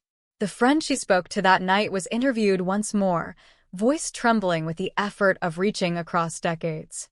The call had ended abruptly, not with panic, but with distraction, as if something nearby had demanded attention. It was not the kind of interruption that suggests immediate danger. It was the kind that lulls a person into lowering their guard. That detail reshaped the emotional landscape of the case. It suggested proximity without threat, familiarity without safety. Someone close enough to interrupt, yet not alarming enough to trigger fear. The implication was unsettling because it narrowed the field toward someone she did not perceive as dangerous, at least not at first. This nuance had been overshadowed for years by louder theories, but now it took center stage. Investigators revisited social connections once more, this time focusing on those who occupied the gray zone between acquaintance and stranger. People who existed on the periphery of her routines, recognized but not fully known. In cold cases, it is often the edges that cut deepest. One such figure emerged repeatedly, never sharply enough to demand action, but often enough to demand attention. He appeared in the background of multiple aspects of her life, a name mentioned casually, a face remembered vaguely. He had reason to know her schedule, reason to be nearby without raising suspicion. In 1996, he had been questioned briefly, his answers deemed satisfactory. In hindsight, they felt incomplete. When approached again, his demeanor was calm, cooperative, almost relieved to be asked. He offered explanations that were internally consistent, but thin, built on generalities and routine. He remembered seeing her weeks before, maybe days, maybe not. Time had smoothed his recollections into something imprecise. There was no direct contradiction, only a lack of texture, the absence of the small, human details that tend to surface when memories are genuine. Forensic possibilities were explored again, not with optimism, but with discipline. Advances in technology promise miracles, but miracles require material, and the case still had almost none. What existed was retested, re-examined, recatalogued. Results came back neutral. No revelation. No vindication. Just silence. The pressure from outside ebbed and flowed. The public, having tasted certainty once, now seemed wary of it. Coverage softened, becoming analytical rather than declarative. The case was no longer entertainment. It was a cautionary tale. Cold case regained its power as a phrase that signifies endurance rather than failure. Inside the investigation, a quiet consensus formed around a difficult idea. The confession might be false not because the man sought attention, but because he needed an ending for himself. Guilt, imagined or exaggerated, can be as persuasive as truth. The mind, seeking relief, sometimes invents a narrative strong enough to silence doubt. This possibility did not absolve him, but it complicated him, turning him from solution into symptom. As this understanding settled, the case felt both heavier and clearer. He was no longer the answer. He was part of the noise that had obscured it. Removing him from the center did not solve the mystery, but it allowed the investigation to breathe again. The night of 1996, viewed through this lens, became quieter, more insidious. No explosion, no sudden act of violence, just a sequence of ordinary interactions tipping slowly toward catastrophe. The kind of scenario that leaves little behind, that vanishes into routine, that resists reconstruction because it was never meant to stand out. The cold case persisted, not as a failure of effort, but as a testament to complexity. And as detectives prepared to push forward once more, they did so with a sobering awareness that the truth they were chasing might not look like justice delivered, but like understanding earned, piece by piece, in the long shadow of a night that refused to be explained. By the seventh phase, the investigation had shed its illusions about revelation. No dramatic unmasking waited at the end of the file, no single piece of evidence poised to snap everything into focus. What remained was accumulation, the slow, deliberate gathering of fragments that refused to assemble themselves neatly. The case demanded patience without reward, work without applause, and a willingness to sit with uncertainty longer than anyone wanted. The idea that she had encountered someone familiar continued to exert quiet pressure. It explained too much to ignore: the lack of alarm, the absence of struggle, the seamless way she seemed to pass from the ordinary into the unknown. Investigators examined her routines again, not looking for anomalies, but for predictability. The cafes she favored, the routes she trusted, the faces she saw often enough to stop noticing. Familiarity, they knew, can be a powerful anesthetic. A pattern emerged, subtle but persistent. Several sightings from the broader time frame clustered around one location, a stretch of street that connected her usual path home to the corridor revealed by the phone booth detail. Individually, each sighting was weak. Together, they suggested movement that was neither random nor panicked. Someone walking with purpose, guided rather than chased. The image unsettled everyone who studied it. Investigators sought corroboration in overlooked places, employment records, volunteer rosters, community events from the weeks before she vanished. Names repeated, quietly, the way certain words echo in a room long after they're spoken. One name, in particular, resurfaced yet again, not because it stood out, but because it never quite disappeared. He had been present at multiple points in her life without ever becoming central to it. His proximity was undeniable. His innocence, however, remained legally intact. There was no proof that crossed the line from suspicion to accusation. Every attempt to tighten the focus dissolved into ambiguity. He could place himself elsewhere, vaguely but plausibly. Others could not contradict him with certainty. Time had done its work too well. The investigation also revisited the possibility of assistance, not in the act itself, but in its aftermath. Cover does not always mean conspiracy. Sometimes it is silence, omission, the choice not to ask questions. Sydney in 1996 was a city in motion, crowded enough for anonymity, polite enough to mind its own business. A stranger could pass unnoticed. So could someone not quite a stranger. The confession, now relegated to the periphery, took on a different role. It became a mirror, reflecting the public's hunger for resolution more than it reflected reality.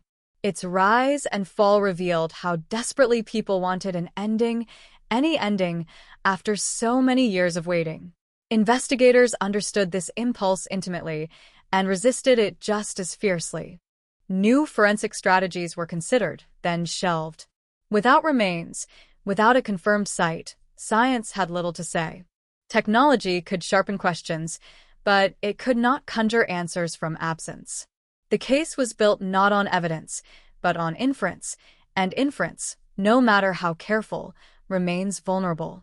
The family's endurance became a quiet constant. They no longer asked when it would end. They asked how it would be handled. With care, they hoped. With honesty.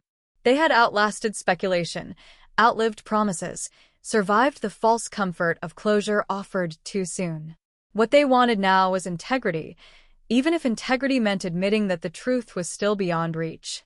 As months passed, the investigation narrowed again, not to a suspect, but to a set of conditions. A moment when trust intersected with opportunity. A place where routine met deviation.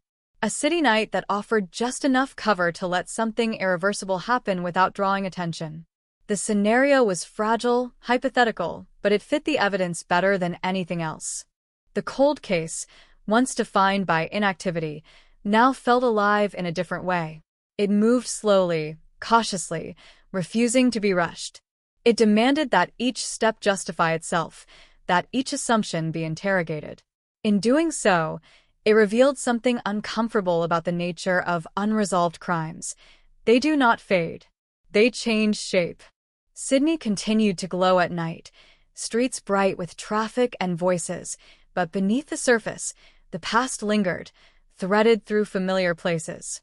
Somewhere within that cityscape, a truth remained embedded, not waiting to be discovered by chance, but requiring persistence strong enough to withstand disappointment. By the end of the 7th phase, investigators understood something essential. The case would not be solved by force or spectacle. If it was ever to be understood, it would be through restraint, through the careful alignment of fragments that had survived time's erasure. Until then, the mystery would endure, not as a failure of justice, but as a reminder that some nights leave marks too subtle for certainty and questions too deep for easy answers. By the 8th stage, the investigation had entered a quieter, more introspective rhythm, the kind that emerges when all obvious paths have been walked and the only way forward is inward, toward assumptions long taken for granted. The case no longer expanded. It contracted, drawing focus to the fine grain of moments that had once seemed too ordinary to matter. In unresolved cases, it is often the mundane that conceals the extraordinary. Investigators returned to her final day, not as a sequence of events, but as an emotional arc. How she moved through the hours.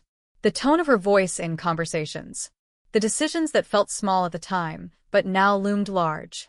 Those who had seen her that day described nothing unusual, and that consistency, once comforting, now felt ominous. Disappearances that arrive without warning leave little behind because they arrive without friction. The notion of voluntary movement, long dismissed, was reconsidered not as escape, but as compliance. Not a choice made freely, but one made under social pressure, obligation, or trust. This reframing did not contradict earlier findings, it sharpened them. It suggested a scenario where resistance never materialized, where alarm was delayed until it was too late to matter. Investigators examined moments where she might have agreed to go somewhere briefly, expecting to return. A request framed as reasonable. A favor. A conversation that shifted location without raising internal alarms. Such transitions rarely leave evidence because they do not feel dangerous until retrospect exposes their risk. This lens casts new light on the recurring peripheral figure. His interactions with her, though limited, shared a common trait. They occurred in contexts where refusal would have felt socially awkward rather than necessary. Work-related overlaps. Shared spaces. Polite familiarity. None of it illegal. None of it incriminating. All of it potentially relevant. When interviewed again, he acknowledged knowing her schedule loosely, not by design, he insisted, but through routine exposure. His answers remained smooth, untroubled by contradiction. Yet his emotional register stayed flat, unreactive, even when confronted with the gravity of the loss. Investigators noted this not as evidence, but as absence. Absence of curiosity. Absence of anger. Absence of the questions most people ask when tragedy brushes their orbit. Parallel to this, investigators explored the city's systems as silent witnesses. Public transport data, incomplete as it was, hinted at patterns of late-night movement consistent with someone changing plans mid-journey. A ticket scan that did not match a return. A route that curved away from expectation.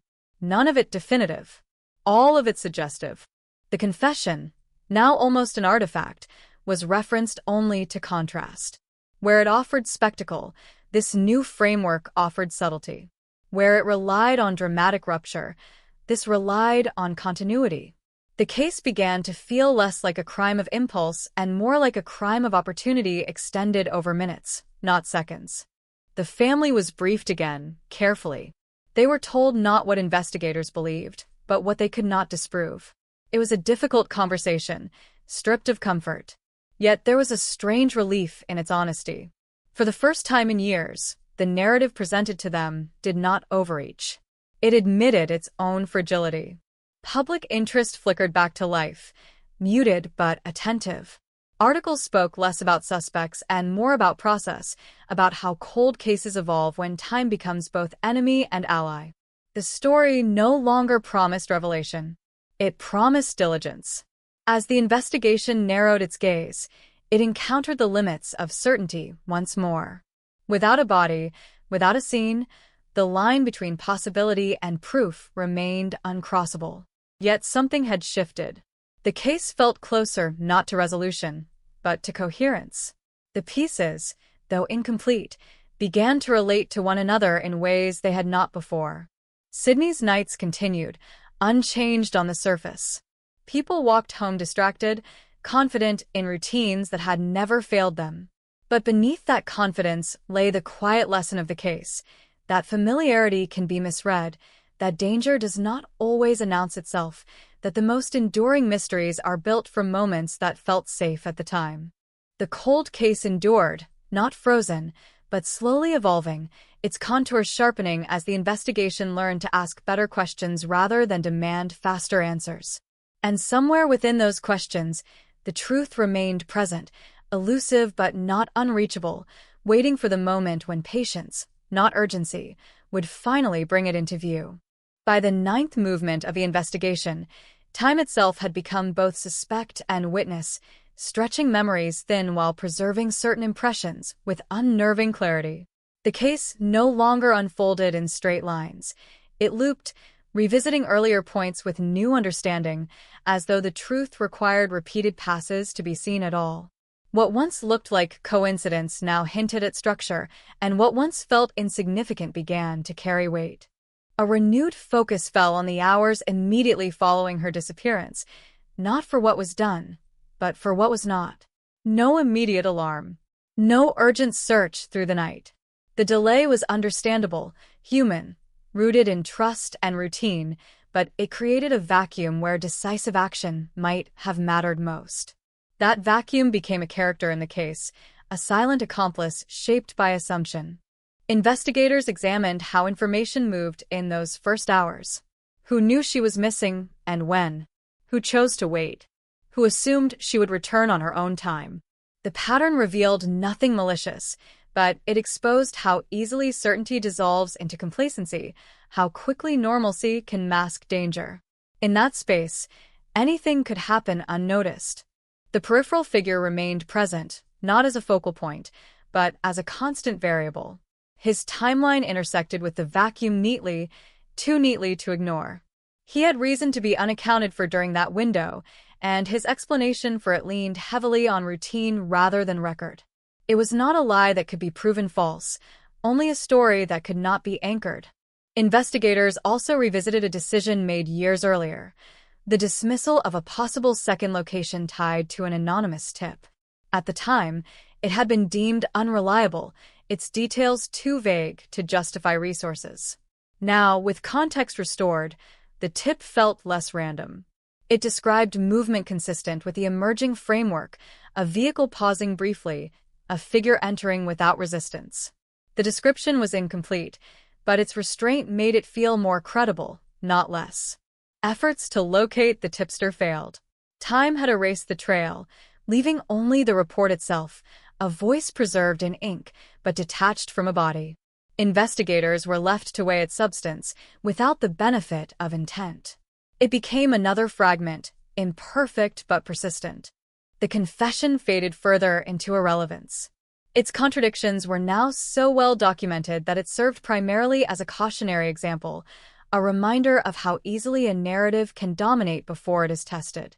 Internally, it was no longer treated as a path forward, but as a detour that had consumed precious attention.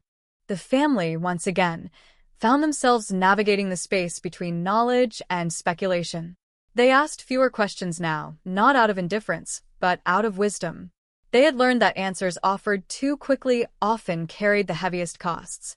Their presence, steady and restrained, grounded the investigation in something beyond professional obligation. Public discourse reflected this shift. Gone were the declarations of closure.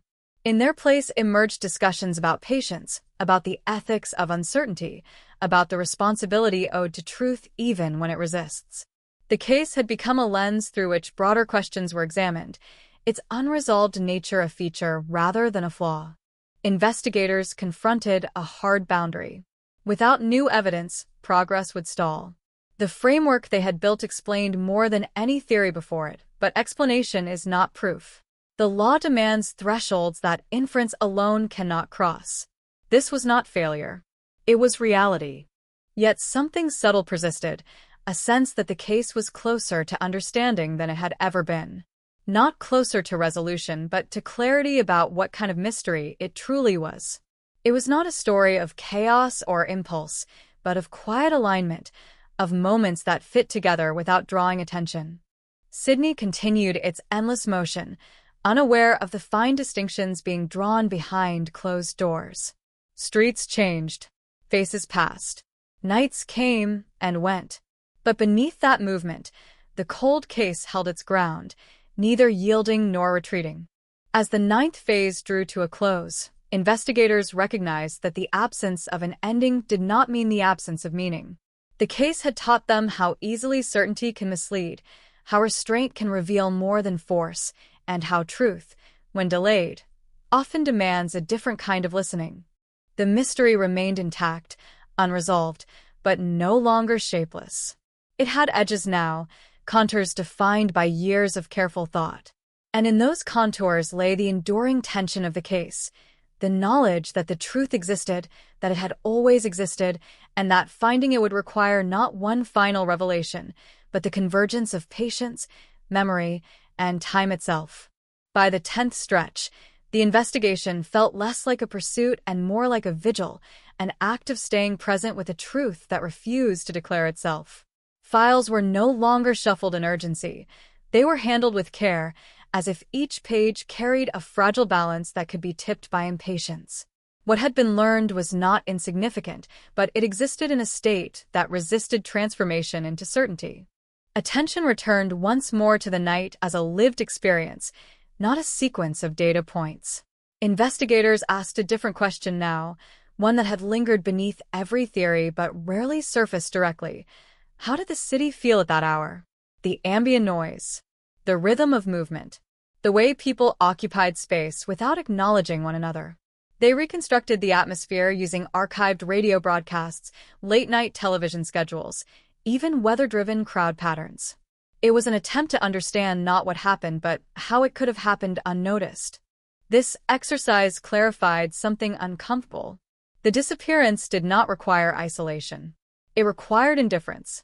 A city accustomed to minding its own business. A culture of non-intervention that, while functional most nights, creates blind spots on the rare ones that matter most. In that environment, a person could leave with someone they trusted, or tolerated, or simply did not question, and no alarm would sound. The peripheral figure fits seamlessly into this realization. He did not stand out. He did not disrupt routines. He moved through the city the way thousands of others did, blending into its texture. Investigators understood now that if he were involved, his greatest asset would not have been force or planning, but invisibility. It was a disturbing possibility precisely because it did not rely on drama. Attempts were made to push gently against his narrative, not to accuse, but to observe response. Hypothetical scenarios were posed. Alternative timelines suggested. He adapted smoothly, too smoothly, offering agreement without engagement, clarity without depth. There was no collapse, no defensive anger. Only a calm that felt rehearsed by years of being unchallenged.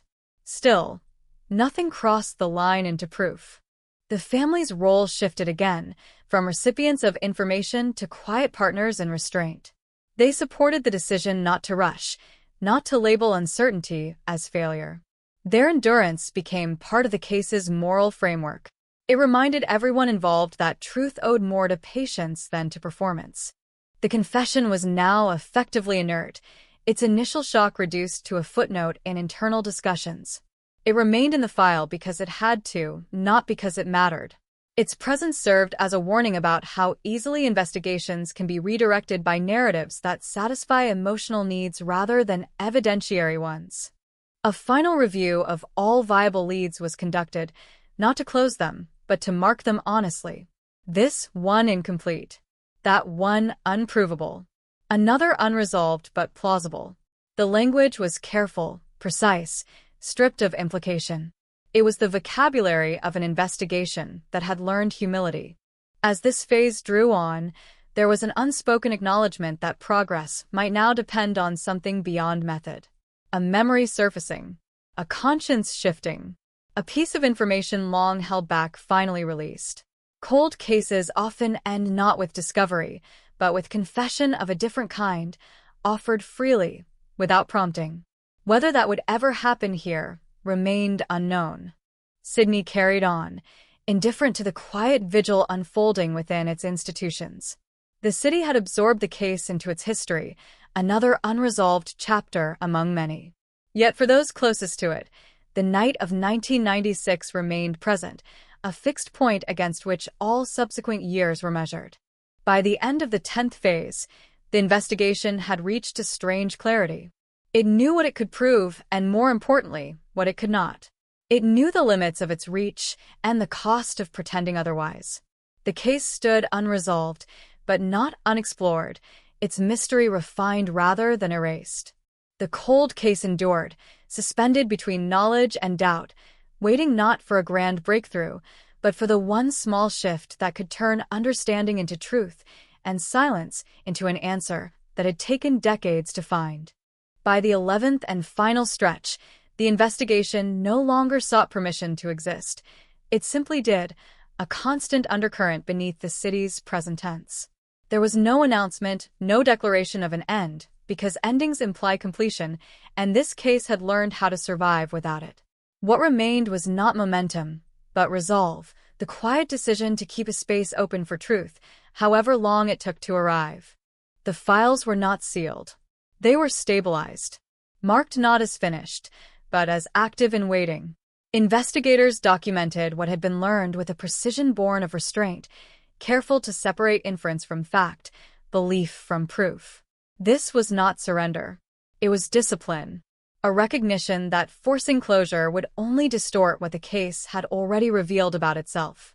The shape of the night in 1996 now felt clearer than ever, even without a final answer. A city awake but inattentive. A moment of trust extended without fear. A transition that felt ordinary until it wasn't. No explosion, no witness to anchor the truth, only a sequence of small, human choices converging in silence. The case no longer screamed for resolution, it whispered for understanding. The peripheral figure remained exactly that, peripheral. Close enough to unsettle, distant enough to evade conclusion. He continued his life, untouched by accusation, protected by the same absence of proof that haunted the file.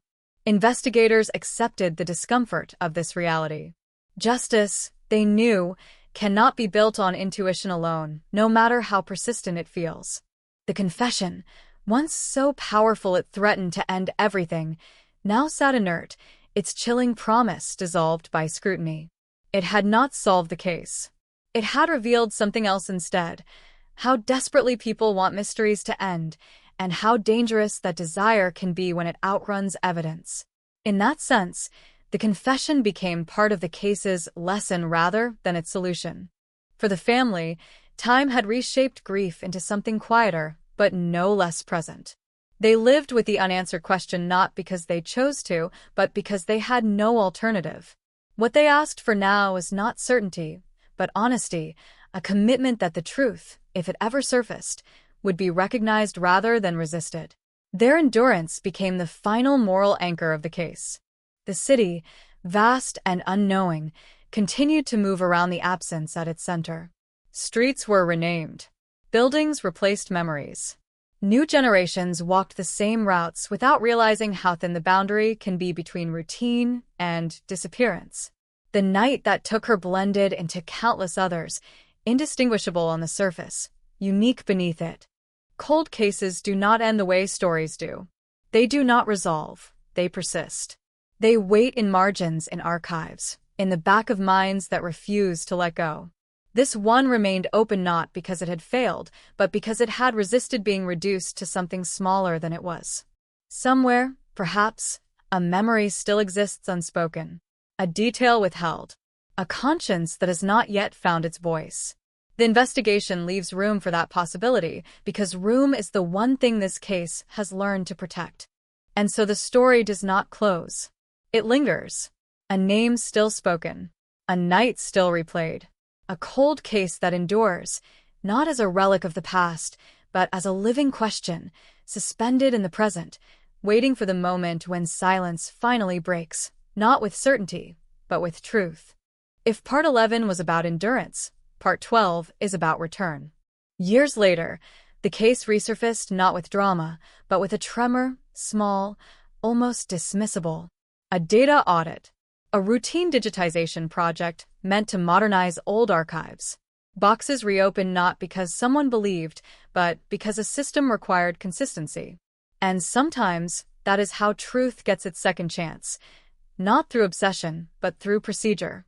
A technician noticed the discrepancy first. 2 timestamps that shouldn't have coexisted. A call log that aligned too neatly with a gap investigators had long assumed was empty. It wasn't proof. It wasn't even a theory. But it was new, and in a cold case, newness carries weight disproportionate to its size. The review team approached cautiously. They had learned from history. No leaps. No narratives built ahead of evidence. They reconstructed the final hours again, minute by minute, placing this fragment gently into the timeline, seeing not what it meant, but what it changed. And what it changed was subtle, but undeniable. The window of opportunity shifted. For the first time, the peripheral figure was no longer merely adjacent in time, but overlapping in space. Not conclusively, not accusatorily, but the separation that had once protected him thinned. Alibis, once comfortably broad, narrowed under the pressure of precision. Still, the team resisted temptation. They did not reopen the case publicly. They did not notify media. They remembered how noise had once distorted the search for truth. This time, they worked quietly, aware that the most dangerous moment in any long investigation is the one where hope returns. The family was informed last. Not with promises. Not with optimism. Just with respect. They were told that the case had moved. Not forward. Not backward. But inward, towards something that had been missed, not because it was hidden, but because the tools to see it hadn't yet existed. Grief responded the way it always does, cautiously. Hope, when resurrected after years of restraint, feels less like relief and more like risk. The family understood this. They asked no questions that demanded answers. Only one that demanded care. Will you stop again? The investigators didn't answer immediately. They couldn't. Cold cases teach humility. Instead, they did the only honest thing: they kept working. Somewhere in the silence of re-examined files, in the overlap of old testimony and new context, the case began to feel different. Not solved. Not awakened. But listening. Because sometimes the past doesn't speak louder with time. Sometimes it waits for us to learn how to hear. The listening turned into pursuit the moment a name reappeared where it was never supposed to be.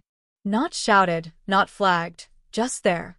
Embedded in a margin note, referenced indirectly, a quiet echo in paperwork that had been skimmed 100 times and read exactly 0. A secondary interview. Conducted late. Logged out of sequence. The kind of thing that slips through when everyone is exhausted and convinced the truth has already passed them by. The name belonged to someone the case had brushed against years ago and dismissed just as quickly. Not a suspect. Not a witness. A connector. Someone who might have seen something, then hadn't. Someone whose relevance evaporated once the main narrative took shape. And narratives, once formed, are stubborn creatures. This time, the team did not ask what the name meant. They asked why it had disappeared. They pulled the tape. The audio crackled with age. Magneticus. A voice uneven, careful, choosing words like stepping stones across water. The interviewer's tone was flat, procedural, clearly nearing the end of a long shift. The subject answered politely, almost too politely, the way people do when they don't want to attract attention. And then, buried in the middle, a sentence landed wrong. Not false. Not contradictory. Delayed. A reference to an action that occurred later than previously believed. A moment that bent the timeline just enough to make the old conclusions creak. When cross-checked against transit records that hadn't existed digitally back then, the discrepancy widened. Not dramatically. Just enough to matter. It wasn't a lie. That was the problem. Lies are loud. Lies fracture under pressure. This was something else. An omission shaped like a courtesy. A pause disguised as politeness. The kind of thing that passes for honesty until you listen twice. The investigators did not confront anyone. Not yet. They rebuilt again, for what felt like the 100th time, layering the case as if it were geological, each era of understanding pressed atop the last. And slowly, an image emerged that hadn't before, not of what happened, but of how the truth had been guided away. Not manipulated. Nudged. Certain questions not asked. Certain details not pursued.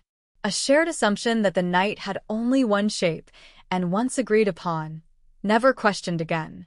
It wasn't corruption. It was comfort, the most dangerous force in any investigation. They brought in an outside analyst. Fresh eyes, no history. She was given the files without commentary, without context, without names highlighted. She read them cold. And when she finished, she pointed to the same thin seam the team had been circling. "You're missing a movement," she said. There's a gap that isn't empty. It's just undocumented. Movement meant opportunity. Opportunity meant choice. And choice meant someone, somewhere, had decided something that night and never expected it to matter. The team finally made the call. They reached out to the name in the margins. He answered. Older now. Slower. His voice carried the weight of years spent believing a door had closed behind him. He sounded surprised, but not shocked. Curious, but not defensive. He agreed to talk. Said he'd wondered sometimes if they would ever call again. When asked why he thought they might, he paused. Because, he said carefully, I don't think you ever asked me the right question. The silence after that was not empty. It was full of everything the case had been avoiding. And for the first time in decades, the cold case didn't feel cold at all. The right question changes the temperature of a room. When he came in, there were no lights, no one-way glass, no dramatics borrowed from television. Just a table, a recorder, and the accumulated weight of a case that had learned patience the hard way. He sat slowly, the way people do, when their bodies remember more than they want to admit. His hands rested flat, palms down, not defensive, not open, neutral, as if neutrality could still protect him. They didn't start with the night. They started with the years after. What it's like to carry a memory that never quite settles. How time doesn't erase, it rearranges. How details you think you've forgotten come back sideways, through smells, through sounds, through moments that feel unrelated until they aren't. He listened more than he spoke at first. The recorder captured his breathing, steady but shallow. The small pauses that meant he was measuring each word not for truth, but for consequence. Then they asked it. Not what did you see, not where were you, not the questions that had failed before. They asked, what did you decide not to say? The room shifted. He looked at the table as if it might answer for him. His jaw tightened, relaxed, tightened again. When he spoke, it wasn't with fear. It was with something older, resignation, maybe, or the fatigue of holding a door shut long after the storm has passed. He said there was a moment. A brief one. A choice that felt insignificant at the time. He said the night was already chaotic, already loud with confusion, and that adding one more detail felt unnecessary. He told himself it wouldn't change anything, that it was probably nothing, that investigators had enough. They asked him what the detail was. He didn't answer right away. Instead, he described the walk. The streetlights spaced too far apart. The way the city sounded different after midnight, hollowed out, like a stage after the audience leaves. He talked about timing, about how he remembered checking his watch because he was running late for something he can no longer remember. He said he noticed movement where there shouldn't have been any, a figure crossing from one side to another, not rushing, not hiding, just there.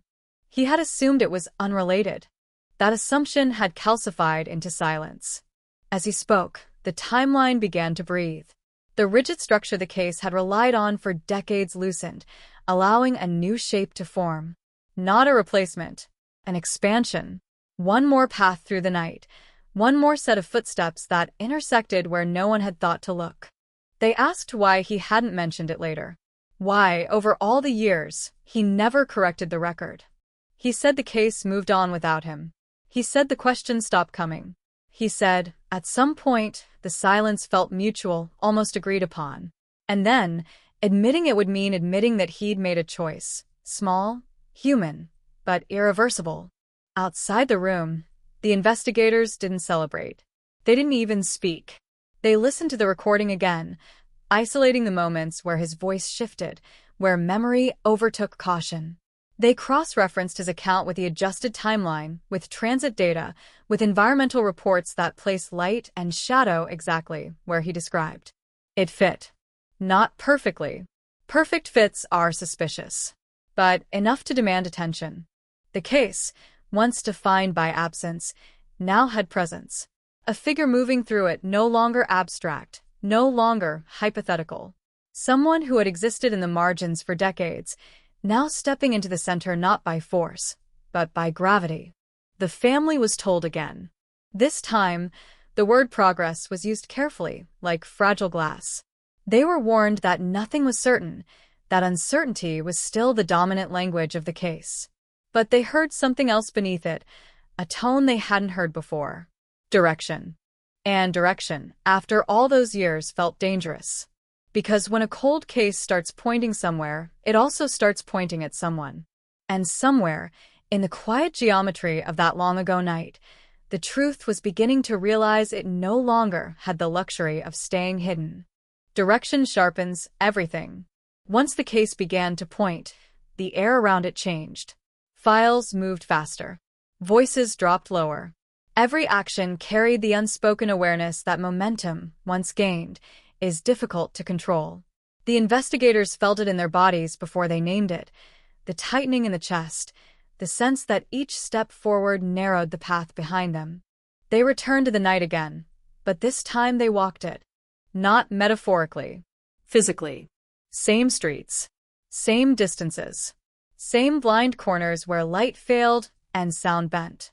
They stood where he said he had stood, waited where he said he had waited, watched the city behave the way cities do when they think no one is paying attention. Traffic signals hummed. Neon flickered. Somewhere nearby, a door slammed, echoing longer than it should have. They timed it. The walk took less than 4 minutes. For minutes that had never existed in the official record. For minutes where the victim had been unaccounted for, the suspect geographically impossible, and the case comfortably frozen. For minutes that now pressed down on the investigation like a thumb on a bruise. Back in the office, they ran simulations. Old school at first, maps, pins, string, then digital, layering historical data over reconstructed movement. Weather. Visibility. Noise levels. They weren't trying to prove anything yet. They were testing the night's elasticity, seeing how much it could stretch before it tore. It stretched further than expected. A second figure emerged from the analysis. Not new. Not unknown. Someone adjacent to the case from the beginning, but always framed as background. Someone whose presence had been noted, then minimized, then forgotten once the larger story took over. The name landed differently this time. Not because of evidence. Because of context. Back then, his proximity meant nothing. Now, it meant opportunity, access, familiarity, the quiet confidence of someone who knows the terrain well enough to move without drawing attention. Someone whose alibi had relied not on precision, but on the assumption that no one would ever question it closely. They did not rush. Cold cases punish impatience. They pulled financial records. Sparse. Boring. Almost aggressively normal. Employment history. Unremarkable. No red flags. No dramatic falls from grace. The kind of life that doesn't invite scrutiny and therefore rarely receives it. They talked to people who had known him then. Conversations that began casually and ended in long pauses. Memories surfaced reluctantly, like objects pulled from deep water. He was quiet. He was polite. He kept to himself. He had been nearby more often than people remembered, but never central enough to stand out. One person mentioned a habit. Just one. He walked at night. Not for exercise. Not for work. Just to think. Long routes. Aimless paths. A way to burn off restlessness. At the time, it had meant nothing.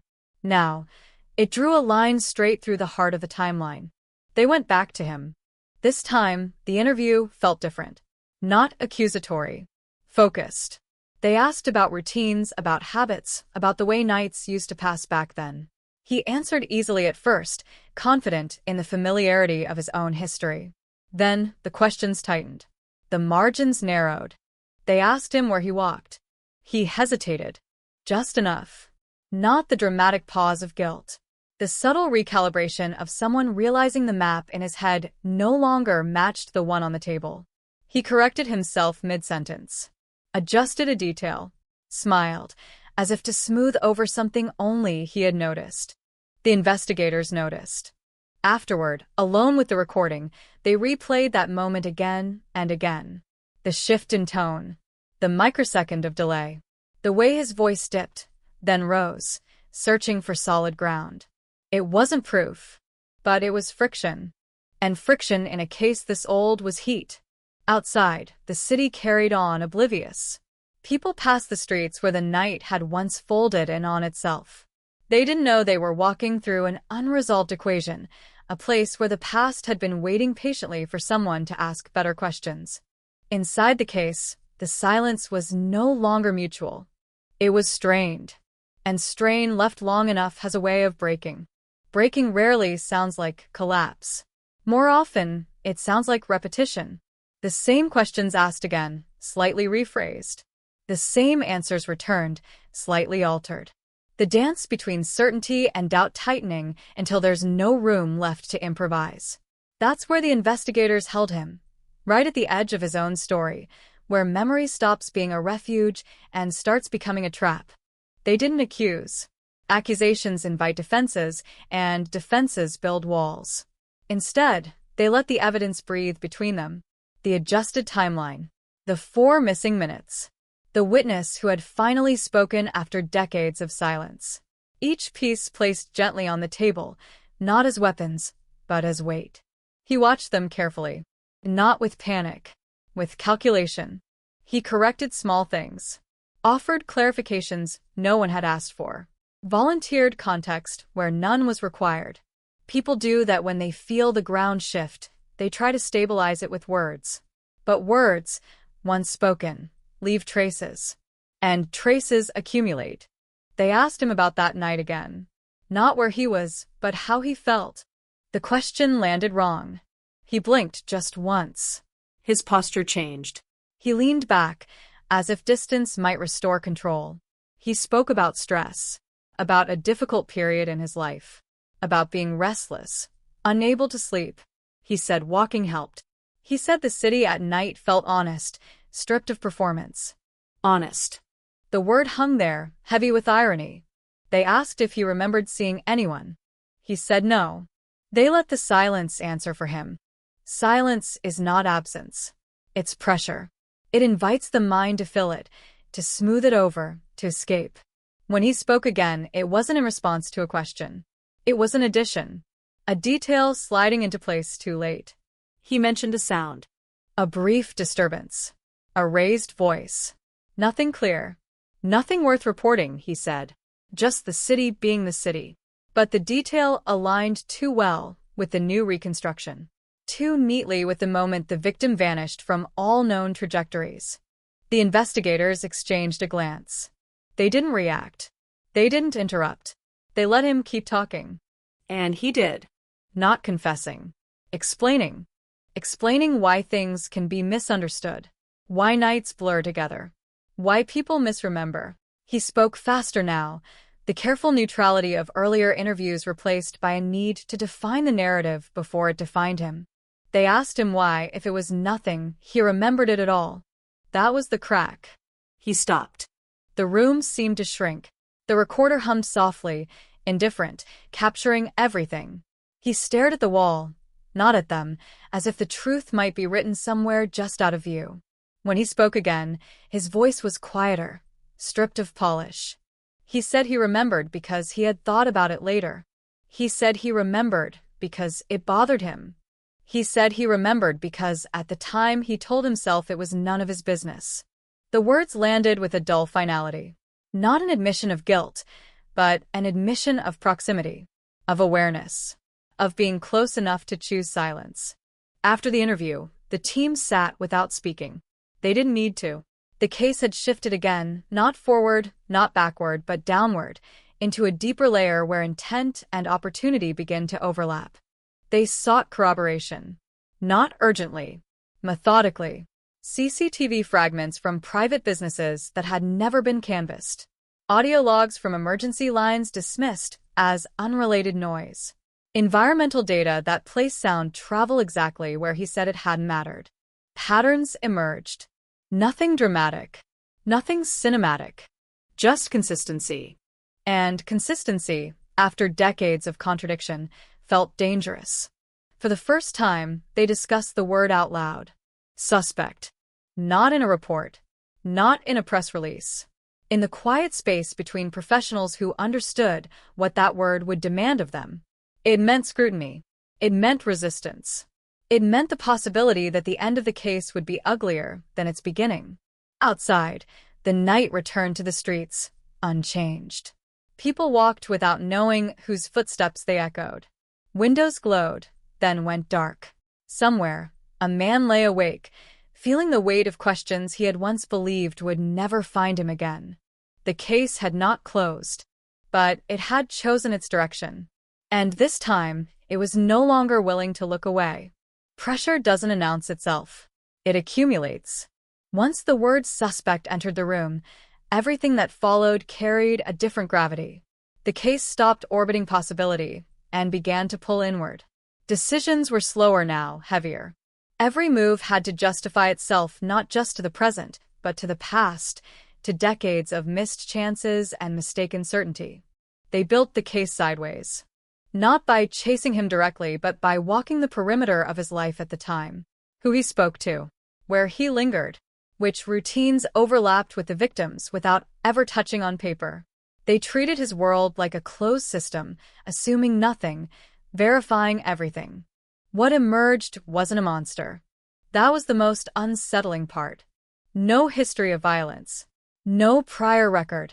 No reputation that would have made sense of what they were circling.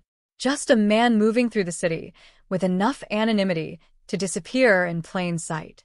The kind of person investigations often overlook because nothing about them demands attention. They revisited the original witness statements with this new lens. Not looking for contradictions, looking for alignment. Small phrases took on new meaning. Descriptions that had once felt vague now pointed in a direction. Someone remembered seeing a man standing still. Another recalled footsteps that didn't hurry. Details too soft to anchor a case back then, now snapping into focus like magnets finding their poles. One statement, dismissed years earlier as unreliable, resurfaced with new force. A passerby had reported a moment of unease. No crime witnessed. No interaction. Just a feeling that something was wrong, that the night had tilted slightly off balance. At the time, it had been logged and forgotten. Now, mapped against the reconstructed timeline, that feeling sat exactly where the 4 missing minutes lived. They brought the passerby back in. Older now, less confident in memory, but more certain of emotion. She couldn't describe a face, couldn't name a sound, but she remembered stopping, turning around, considering calling someone, then deciding not to, because nothing had happened yet. That hesitation echoed too closely with the suspect's own admission. Silence, chosen twice. The team compared notes. 2 people, unrelated, describing the same absence of action from different angles. Not evidence of guilt. Evidence of a moment, one that had left an imprint without leaving a mark. They pushed deeper. A private business near the route had changed ownership years ago. Its old security system, long decommissioned, had been boxed up and stored rather than destroyed. A long shot. Most cold cases survive on long shots. They tracked it down, recovered fragments of degraded footage. Blurry. Incomplete. Time-stamped incorrectly. But not useless. A figure appeared briefly in one frame. Not identifiable. Not clear. Just a silhouette pausing near a corner, then moving on. The timing was imperfect, but close enough to raise the pulse. They didn't show it to the suspect. Not yet. Instead, they asked him to walk them through the night again. Slowly. Carefully. From memory. They let him talk uninterrupted, noting where his story flowed and where it snagged. When he reached the point near the corner, his description faltered. He generalized. Skipped ahead. The investigators filled the silence with nothing. He filled it with something else. A justification. He said nights like that blend together. He said details don't survive stress. He said people read meaning into shadows when there is none. No one argued, because arguing wasn't the goal. Understanding was. Afterward, they watched the footage again. Frame by frame. The silhouette's posture. The way it leaned slightly forward, as if listening. The way it hesitated, then moved with purpose. Not panic. Not confusion. Decision. The case, long defined by what could not be proven, now sat on the edge of what could not be unseen. The pieces didn't yet form a legal truth, but they were forming a human one. And human truths have a way of surfacing, even when buried deep. Somewhere between memory and evidence, between choice and consequence, the night of the crime was finally losing its blur. It was coming into focus. And with focus comes reckoning.